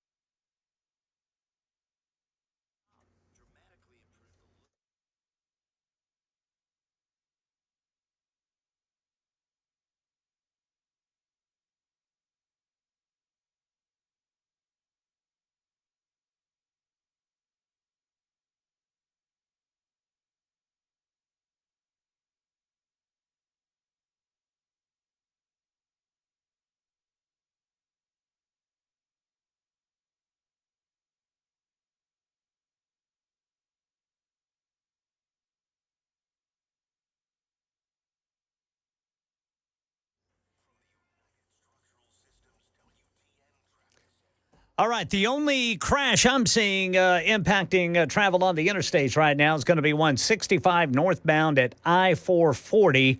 Police on the scene there, along with one of those yellow TDOT help trucks. Traffic every 10 minutes every morning on Super Talk 99.7 WTN.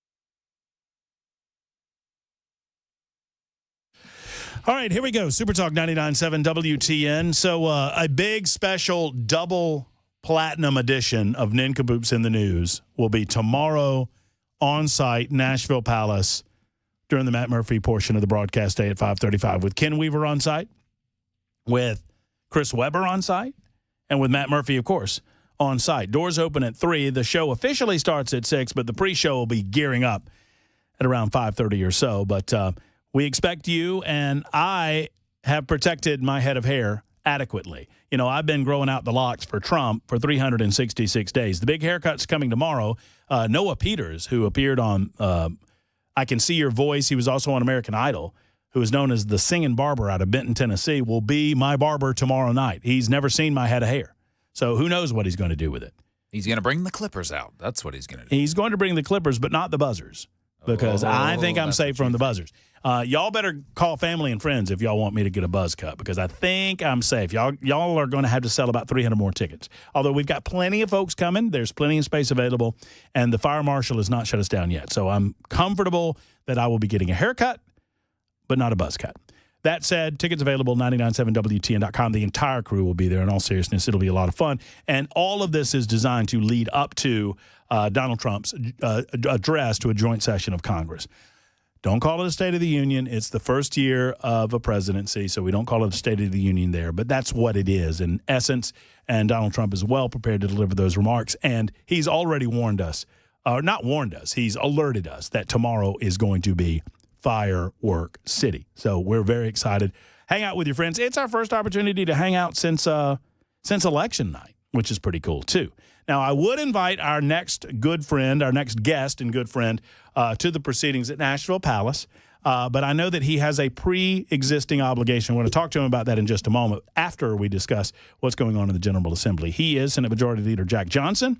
And he either just came out of a banking meeting or he just came from the General Assembly. Or a funeral. I mean, it could have been that as well. It could be both, General Assembly and funeral. Jack, good to see you. Yeah, thanks, Matt. And you're right, just came off the Senate floor. So we just had a great floor session. So how are things going? How's our wallets? So good. You're still the lowest tax state in America per capita, least indebted state per capita. I have to remind you of this, it seems like every time I come on. But no, Tennessee is still the best fiscally managed state in America. We're going to keep it that way.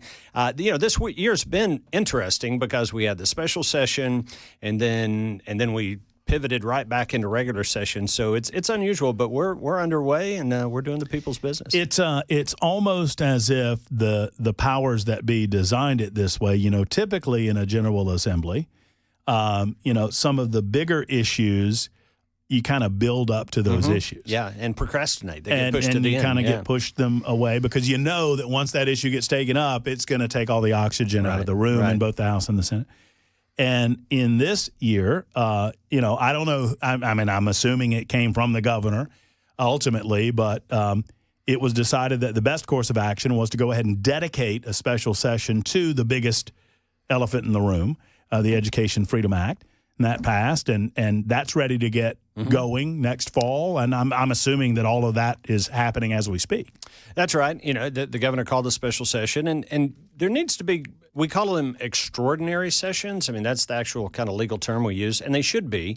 And I think these met that bar, the three big issues that we dealt with, the school choice.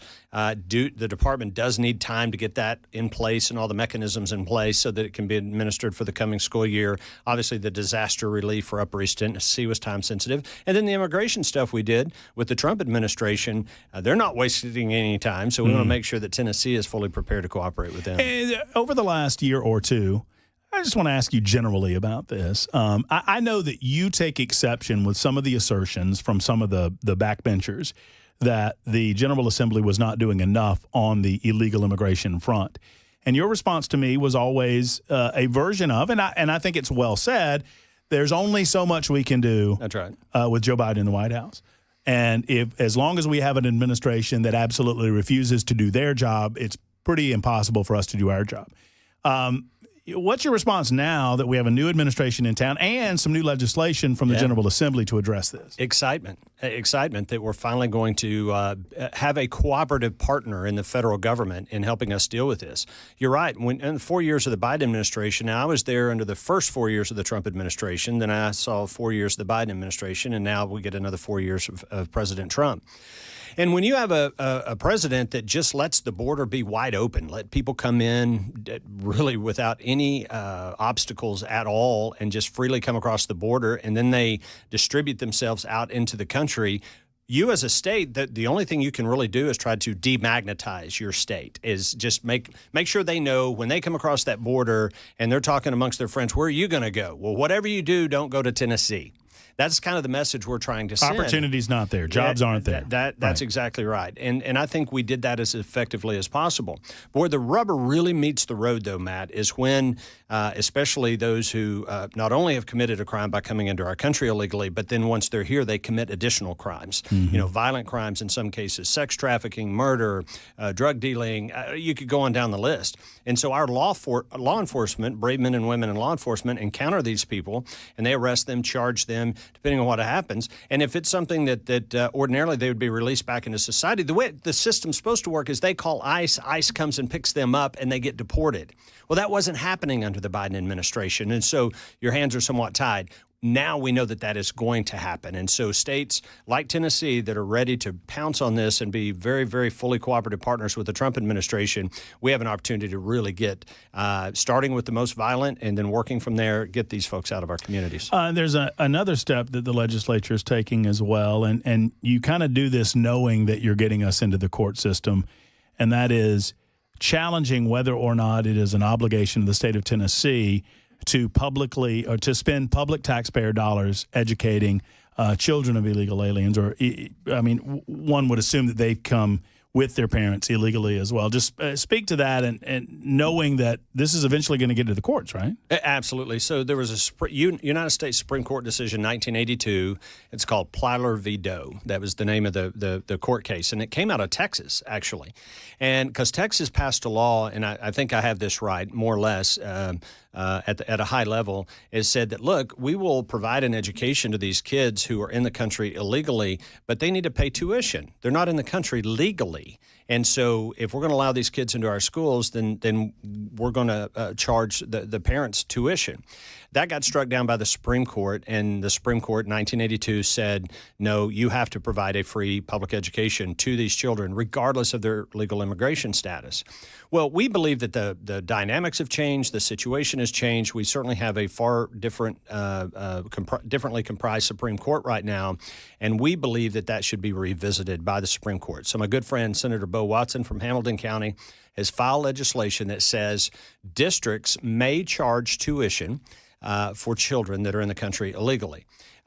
We expect that to be challenged and will probably be enjoined, but we're hoping it will make its way up through the court system and ultimately hopefully get the United States Supreme Court to revisit that decision. The state of Tennessee's had a couple of victories, not just, from the General Assembly passing legislation, but from the careful consideration of the Attorney General as he navigated these through the court system. One, I guess it's commonly referred to as the drag show bill. You and I talked a lot about this, but recently that was ruled to be constitutional. I think the Supreme Court declined to take the case, which sent it back to the appellate court, which had already ruled in favor of the state of Tennessee. Exactly, yeah. Senate Bill 3 from 2023 that I sponsored.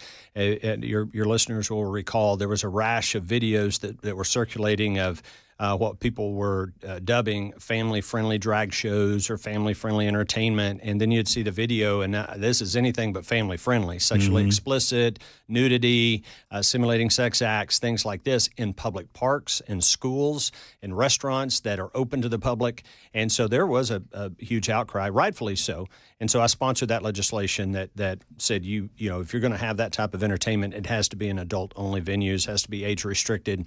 We were sued over that, and actually at the federal district court level, the law I passed was enjoined, but the Sixth Circuit Court of Appeals reversed that lower court decision and allowed our law to go into effect, said that it was constitutional. The plaintiffs appealed to the United States Supreme Court, and just last week we got word from the Attorney General that the Supreme Court had declined to take it up, effectively affirming the Sixth Circuit opinion. So a huge victory for Tennessee and Tennessee families. Well, and what a completely the mainstream media is guilty of, and I say the mainstream media, I mean, of course, we were talking as loudly as we possibly could about the real meat and potatoes of the bill. The national media completely mischaracterized this legislation, suggesting that the state of Tennessee was banning adult-oriented activity for adults. Of course you weren't doing that. Yep. I mean, you and I can sit here and agree or disagree with what certain adults do in private arenas, but all this was an ability for parents to be assured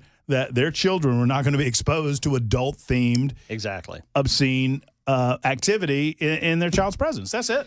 If I saw it once, I saw it 100 times. And in fact, I did so many interviews on that legislation, and I would tell the producer or the reporter or whoever was interviewing me saying, now, let me be very clear. This does not ban drag shows, and it doesn't. You can have drag shows. You can still have drag shows in public places. You just can't do things that are sexually explicit. Mm-hmm. We did not ban a man dressing in wearing a dress and putting on makeup and dancing or whatever. You just can't do things that are sexually explicit. And then almost 100% of the time, the headline would come out, Tennessee bans drag shows.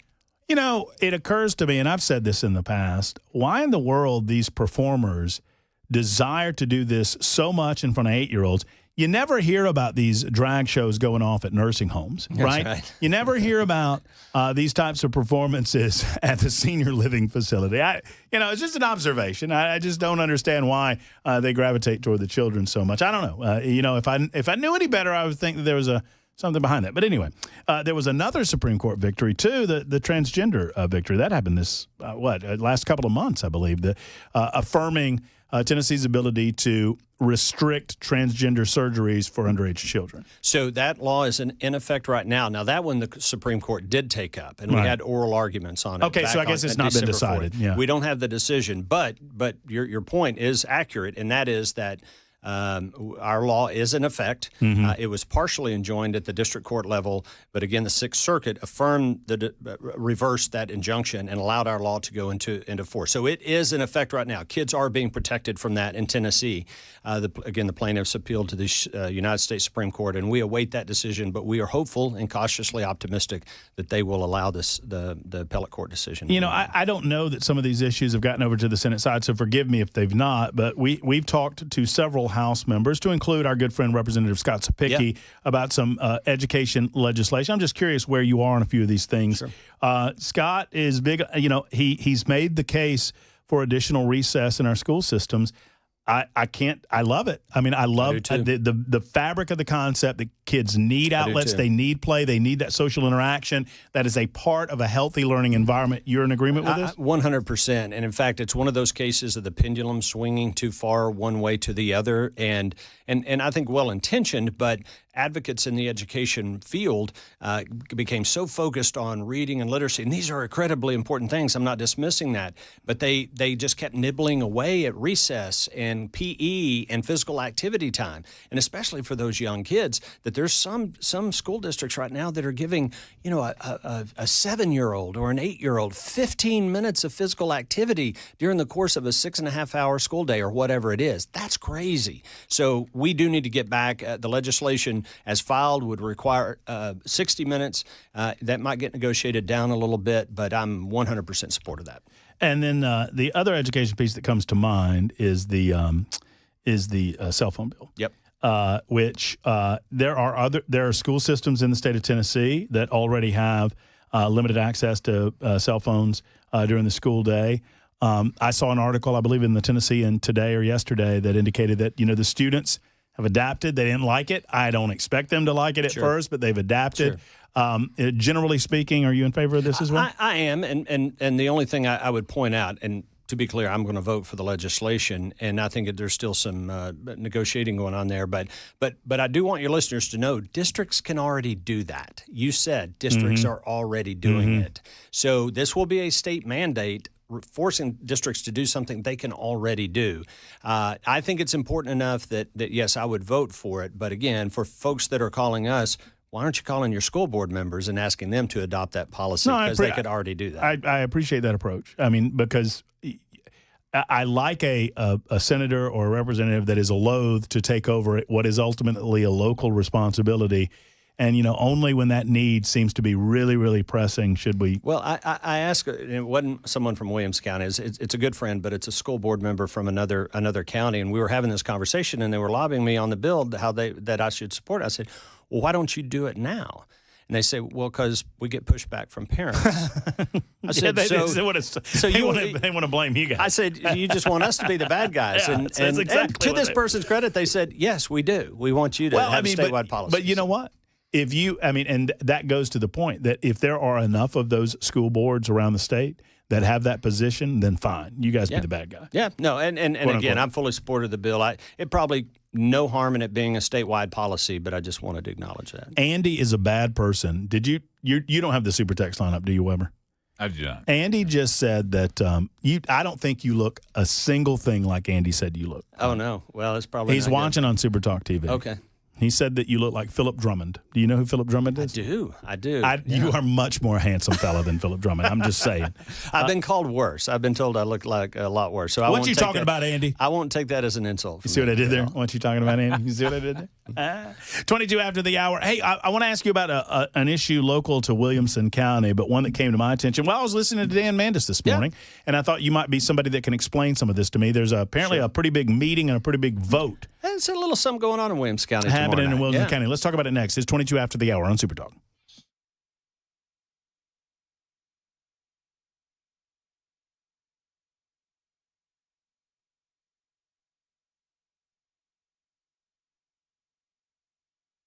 Hey, friends, it's Matt Murphy. I was just telling Jack who Philip Drummond was. He didn't know. And now he's looking him up on the phone. While he does that, I'm going to tell you about Cover Nash. You look much better than Philip Drummond. Don't look that up. I want to talk to you for a moment about Shane Ring and our friends at Cover Nash. Shane is located right here in Middle Tennessee. He's a local expert when it comes not only to opting into health plans, but also becoming educated about what plans you really need and how much you should be spending on any given plan. I mean, some of the biggest questions that you need to answer: are you getting appropriate coverage? Do you feel comfortable that your health coverage does what you need it to do? Now, if the answer to that is no, you need to call Shane Ring and Cover Nash. Period. End of discussion. Let him go through this with you in office in Brentwood or on the phone. Second question is, are you paying too much? Now, if you don't know the answer to that, call Shane Ring and Cover Nash. Odds are, if he tells you you're all good to go, and he will on occasion, if he thinks you're right, he'll tell you you're right. If not, if he can save you money, he has comprehensively all of the plans right there at his fingertips, and he'll be able to shop those plans for you with Cover Nash. Go to covernash.com or call 615-465-0023. 465-0023 for our friends at Cover Nash.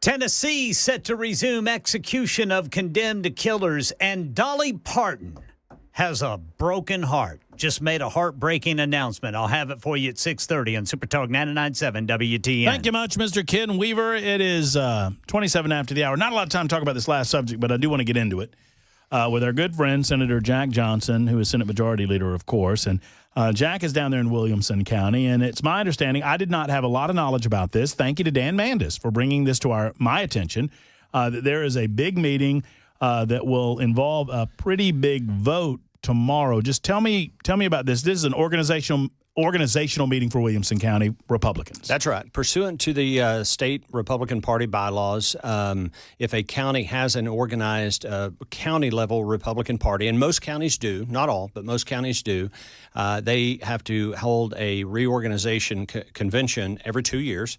And it's usually in the spring, about this time of the year, where they elect their new officers. So you elect a chairman, first vice chairman, second vice chairman, secretary, treasurer, so forth. And these are the people who administer and run your local county party. And it's a very important election.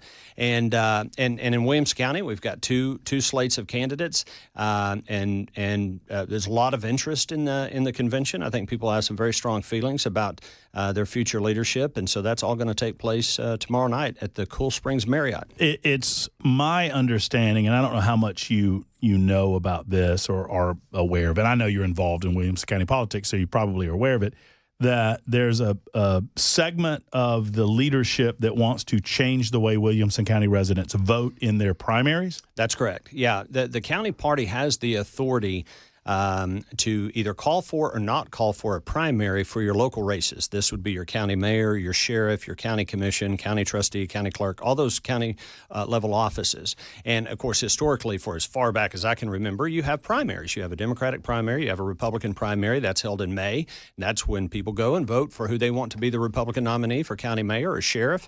And then their general election, where the Democrat runs against the Republican, is in August. And there is a slate, one of the slates of candidates that's running in Williamson County wants to do away with these primaries and select Republican nominees via caucus, which is much like this convention is simply an event that would be held on a Tuesday night or a Saturday morning. And so if you want to have a voice in who your Republican nominee is, you have to go to this particular event. And if your schedule doesn't permit or you've got something else going on, you're out of luck. You don't get to have a voice. So I very much support us maintaining our primary system, and the other slate of candidates is strongly advocating that we maintain people's right to vote and select their nominees.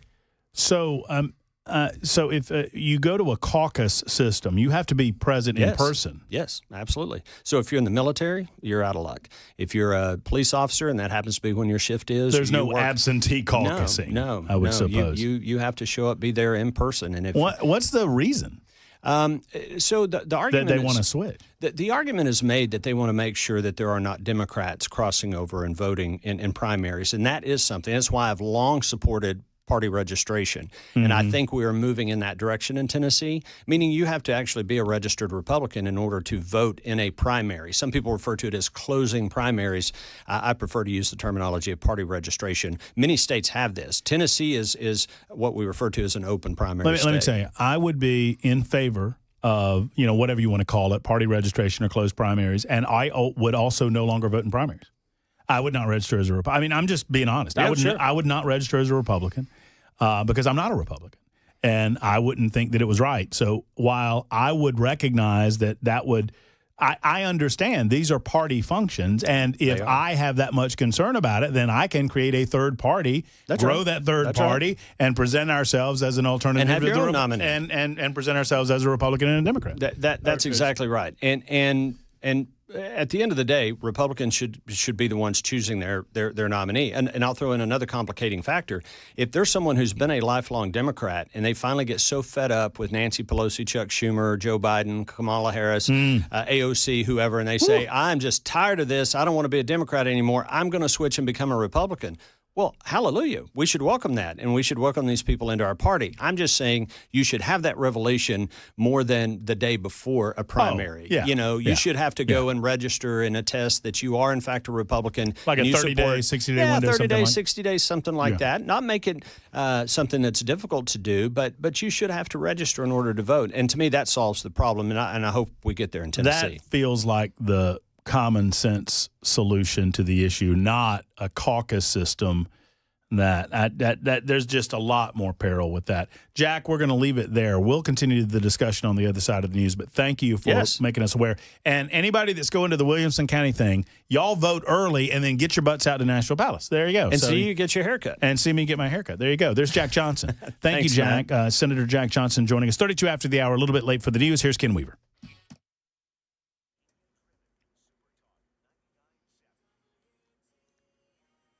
Still tracking the potential for severe weather tomorrow night. Tell you about it during the full forecast and traffic in 5 minutes. Right now in Tennessee, executions of condemned killers set to resume in May, now that the State Department of Correction has completed a revision of lethal injection protocol, about a 3-year pause.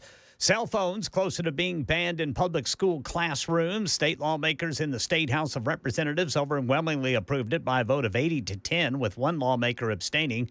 Now it goes to the state Senate.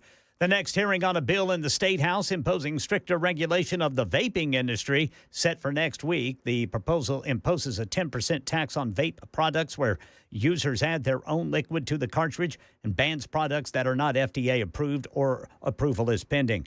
And Dolly Parton has just announced that Carl Dean, her husband, has passed away. He was 82 years old. She says he'll be laid to rest in a private ceremony with immediate family members attending. He was survived by his siblings, Sandra and Donnie. And Dolly says in a statement, Carl and I spent many wonderful years together. Words can't do justice to the love we shared for over 60 years. Thank you for your prayers and sympathy. The family has asked for privacy during this difficult time. Money News, Michelle Franzen. Major market indexes tumbled in the first day of trading after February's losses. The Dow was down 650 points at closing. The S&P fell 105 points, and the Nasdaq lost 497 points. Stocks fell after President Trump announced 25% tariffs on imports from Mexico and Canada will go into effect on Tuesday. President Trump also announced levies on Chinese products will double to 20% Tuesday. He claims that the tariffs are aimed at reducing the flow of illicit drugs into the U.S. The president told American farmers they should get ready to sell agricultural products domestically, as his tariffs on external products are scheduled to begin April 2nd. Yields also fell in the bond market over concerns about the strength of the U.S. economy. The world's biggest semiconductor maker, Taiwan Semiconductor Manufacturing, plans to invest an additional $100 billion in the United States. That's the latest news. Traffic and weather next. I'm Ken Weaver, WTN News.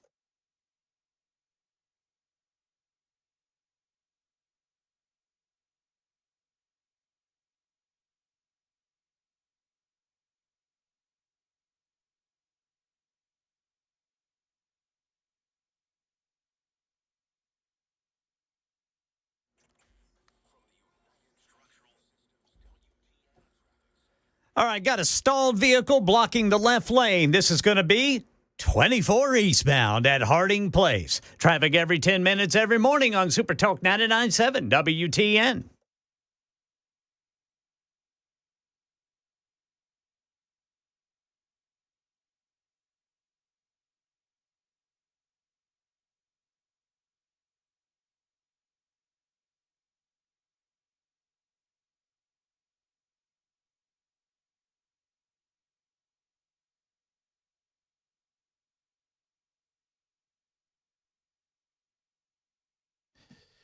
Dr. Stephen Poss, many years ago, started the Sleep Apnea and TMJ Solution Center.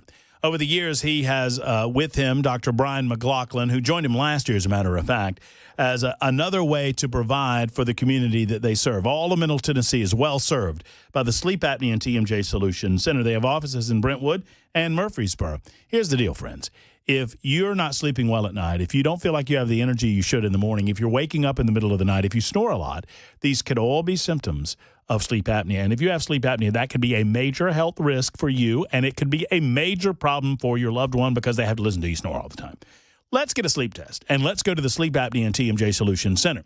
They provide a relief for you in the form of an FDA-approved mouthpiece that you wear in the night.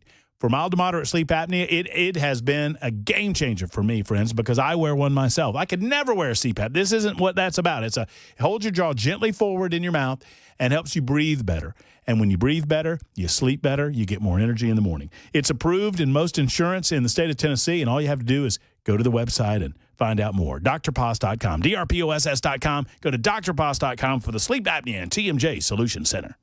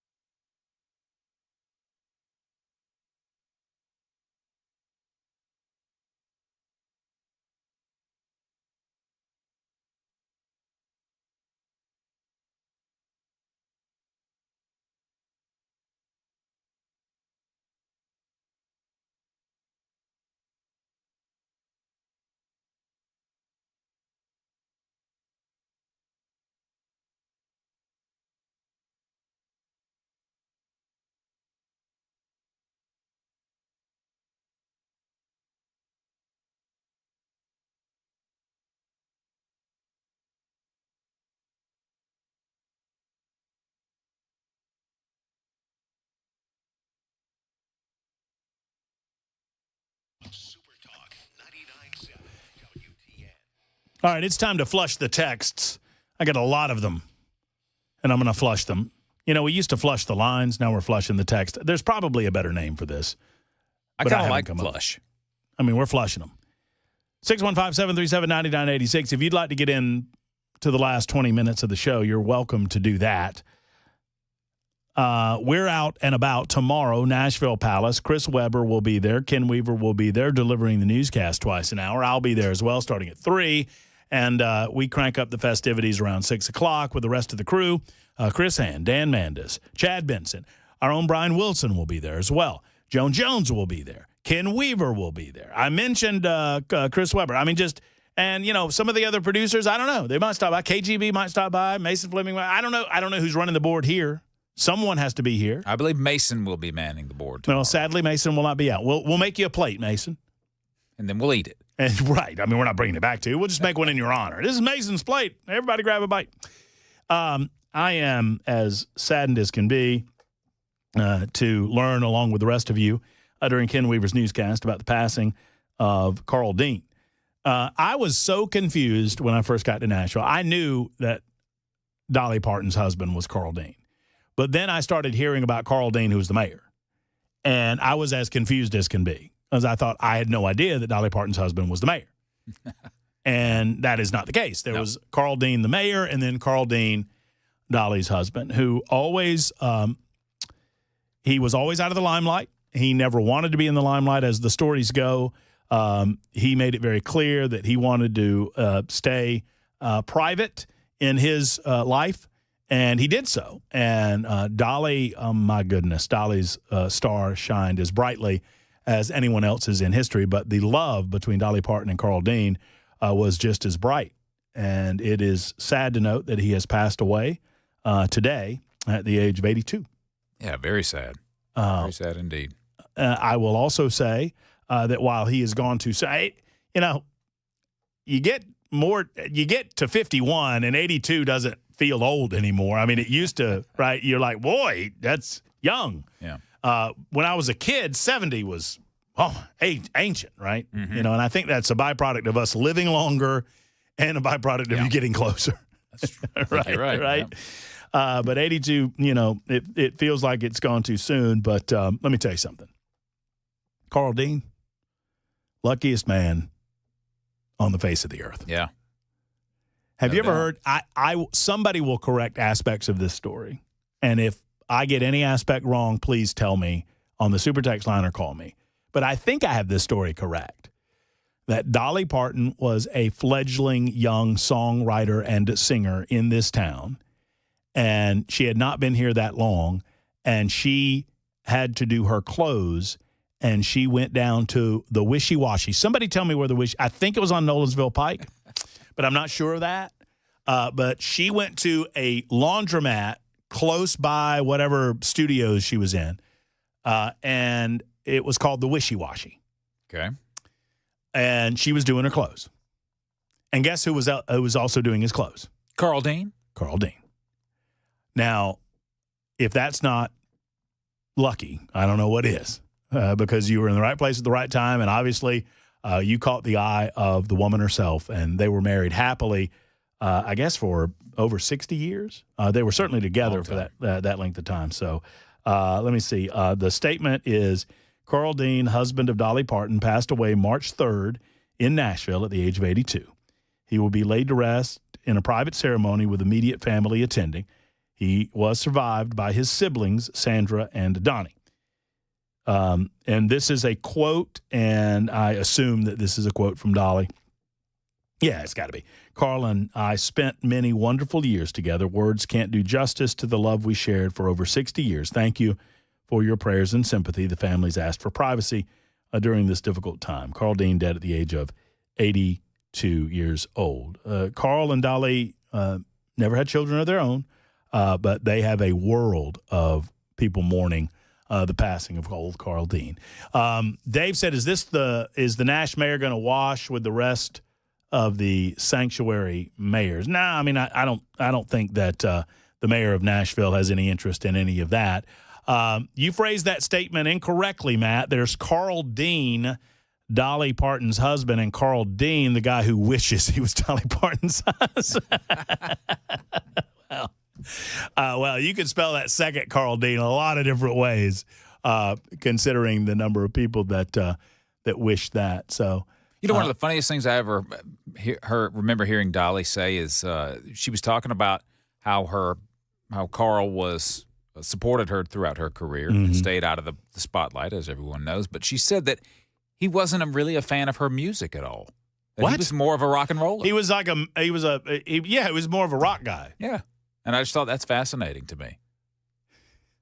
I mean, you know, not to say there aren't other things to be attracted to. I mean, right. You know. But still, you're like, you know, you just envision Dolly, who famously wrote I Will Always Love You and Jolene on the same day. Yep. Two of the most iconic songs in country music written on the same day. You just envision her going home and go, "Hey, honey, listen to this song I wrote," and strumming out Jolene. Yep. And he's like, "Nah. That's all right. That's all right. I'm listening to the Beatles. Can I get back to my Beatles?" That's okay. I mean, if you like that sort of thing. Yeah. I just remember, and I don't know if he was in this shot. There was a video of this, of Dolly in her Playboy bunny outfit presenting, she was in Playboy. Yep. And she obviously did not disrobe in Playboy, but she wore the famous bunny outfit. Mm-hmm. And at some point after that, I don't remember when, she presented her husband for his birthday a framed copy of the famous cover. Yeah. And I think she did it in the outfit that she was wearing, and it had been a number of years and still looked great in the outfit. And that was either for his birthday or her birthday. I don't know. Somebody was lucky that day. That's all I'll say about all of that. Yeah. So that's very sad. And Ray is what are you sending me over here, Ray? Yes. A lot of folks are sending us the info. And, here's a now, see, this is interesting. I did not get some of the details correct. So, or this adds details. I think I got it basically right. Parton met Dean, according to this article on file by Associated Press. So, I guess you can trust them in an entertainment fashion. We're not talking about the Gulf of America here. According to Associated Press, Parton met Carl Dean outside of the Wishy Washy laundromat the day she moved to Nashville at the age of 18. Wow. That's even luckier. Yeah, for sure. Parton described the meeting. I was surprised and delighted that while he talked to me, he looked at my face, which was a rare thing. She knew right away. He made eye contact. He seemed to be genuinely interested in finding out who I was and what I was about. They married 2 years later on Memorial Day, May 30th, 1966, in a small ceremony in Georgia. Dean was a businessman, having owned an asphalt paving business in Nashville. His parents, Virginia Bates Dean and Edgar Henry Dean, had 3 children. Parton referred to his mother as Mama Dean, and he's survived by 2 of his siblings, Sandra and Donnie. Parton and Dean, obviously their relationship was incredibly private.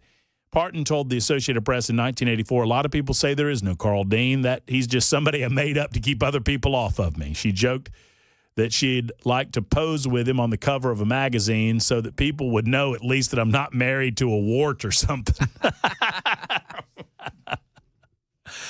That's something else. And, there was always a mystery to me about how he must have carried himself. Because without knowing this man from Adam's House Cat, you have to feel like he is so, it's Dolly Parton. Yeah. But their bond was so great that he's like, you go do your thing. You go out to Hollywood and do your movies. You go on tour and do your tours. I'll be here. I'll be there if you need me to be. I'll be here if you need me to be, but I'm not going to be in the limelight. And to have the self-assuredness, the love of in their faith too, that you're comfortable doing that without any level of jealousy, without any, any ego involved. Just letting her go do her thing. A special kind of person, no doubt. Absolutely. Yeah. Because if you try to put yourself in that position, you're like, hey, what are you wearing? Yeah. Who are you going to see? And who are you with again? Uh-huh. And what is his name? Nah, not for Carl Dean. That love was magical for over 60 years. That's very sad. 10 until the top of the hour. We'll wrap things up in just a moment. It's the Murphy Show on Super Talk.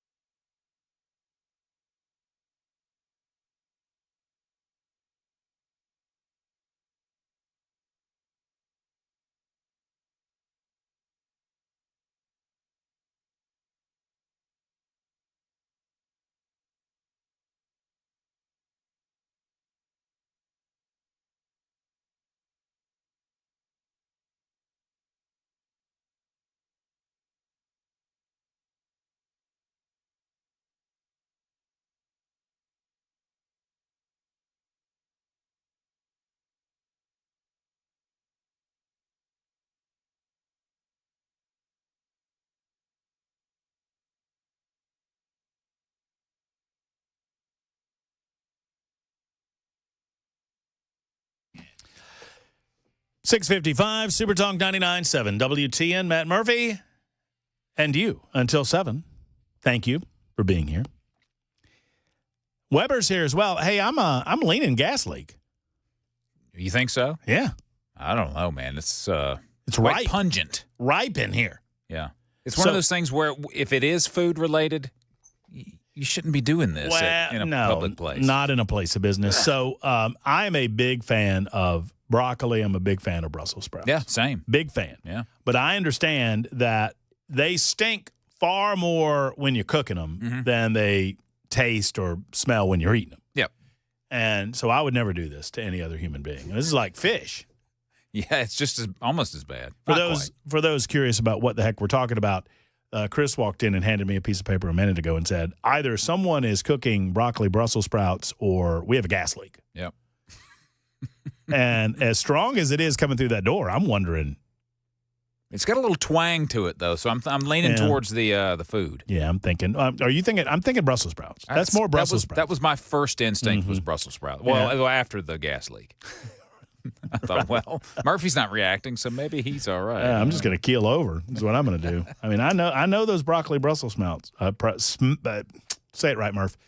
I know those broccoli Brussels sprout smells coming and going. That's all that needs to be said. These are coming. So we did not pay off. Kathy has alerted me to this, that I admittedly get squirreled a lot on this show, and I start down a line of thinking, and then I get distracted, and then I really blame Weber and Weaver. They make it far worse, and then we go off the rails, which is why we didn't do nincompoops today. So I teased something at 5 o'clock and never paid it off about this weekend. I was like, hey, is that this weekend? Is that what happens this weekend? Yeah. And then suddenly we started talking about something else. What we were discussing is daylight saving time. That's right. Coming back again. We are springing forward, as they say. This is the time of year for us to take some action on this. And let us hope that our 47th president of the United States of America does do just that. I mean, if this guy can eliminate the penny, and we're working toward it. Oh, by the way, I loved the news stories that people are now hoarding pennies. Doesn't everyone Isn't do that? What we've been doing the whole time? That's part of the point. That if you have yourself a penny, it is worth about a penny unless it's from 1981 or before. If it's from 1981 or before, it's actual copper. Yeah. And in that case, that amount of copper is worth 4 cents. So that's, a value to you. All the meth heads are collecting those. Oh, sure. Why not? So would you care to guess the estimate on the number of pennies in circulation in drains, car ashtrays, automobile glove boxes, couch cushions, just a wild, guess, a wag, as they say? 3 billion. 250 billion is the estimate. Wow. At the number of pennies. Wow. That are currently out there. And if Donald Trump can eliminate the penny from production, which I think he should do, we can deal with this daylight saving time. Yep. The bottom line is we go to the time that we're going to on Saturday night, Sunday morning, and stay there for the rest of infinity. We got 6 months to figure it out. Let's go. Make it happen. In the meantime, these Elevate people are lucky because Dolly Parton, I got talking about Dolly and I did not give you a piece of my mind. But if you're in Williamson County and you're going to this Republican thing, don't vote for this caucus thing. It's a scam. Vote for primaries. And if you want to have closed primaries, you can do that as well. We're at Nashville Palace tomorrow. Y'all come see us starting at 3 o'clock. Until then, so long, everybody.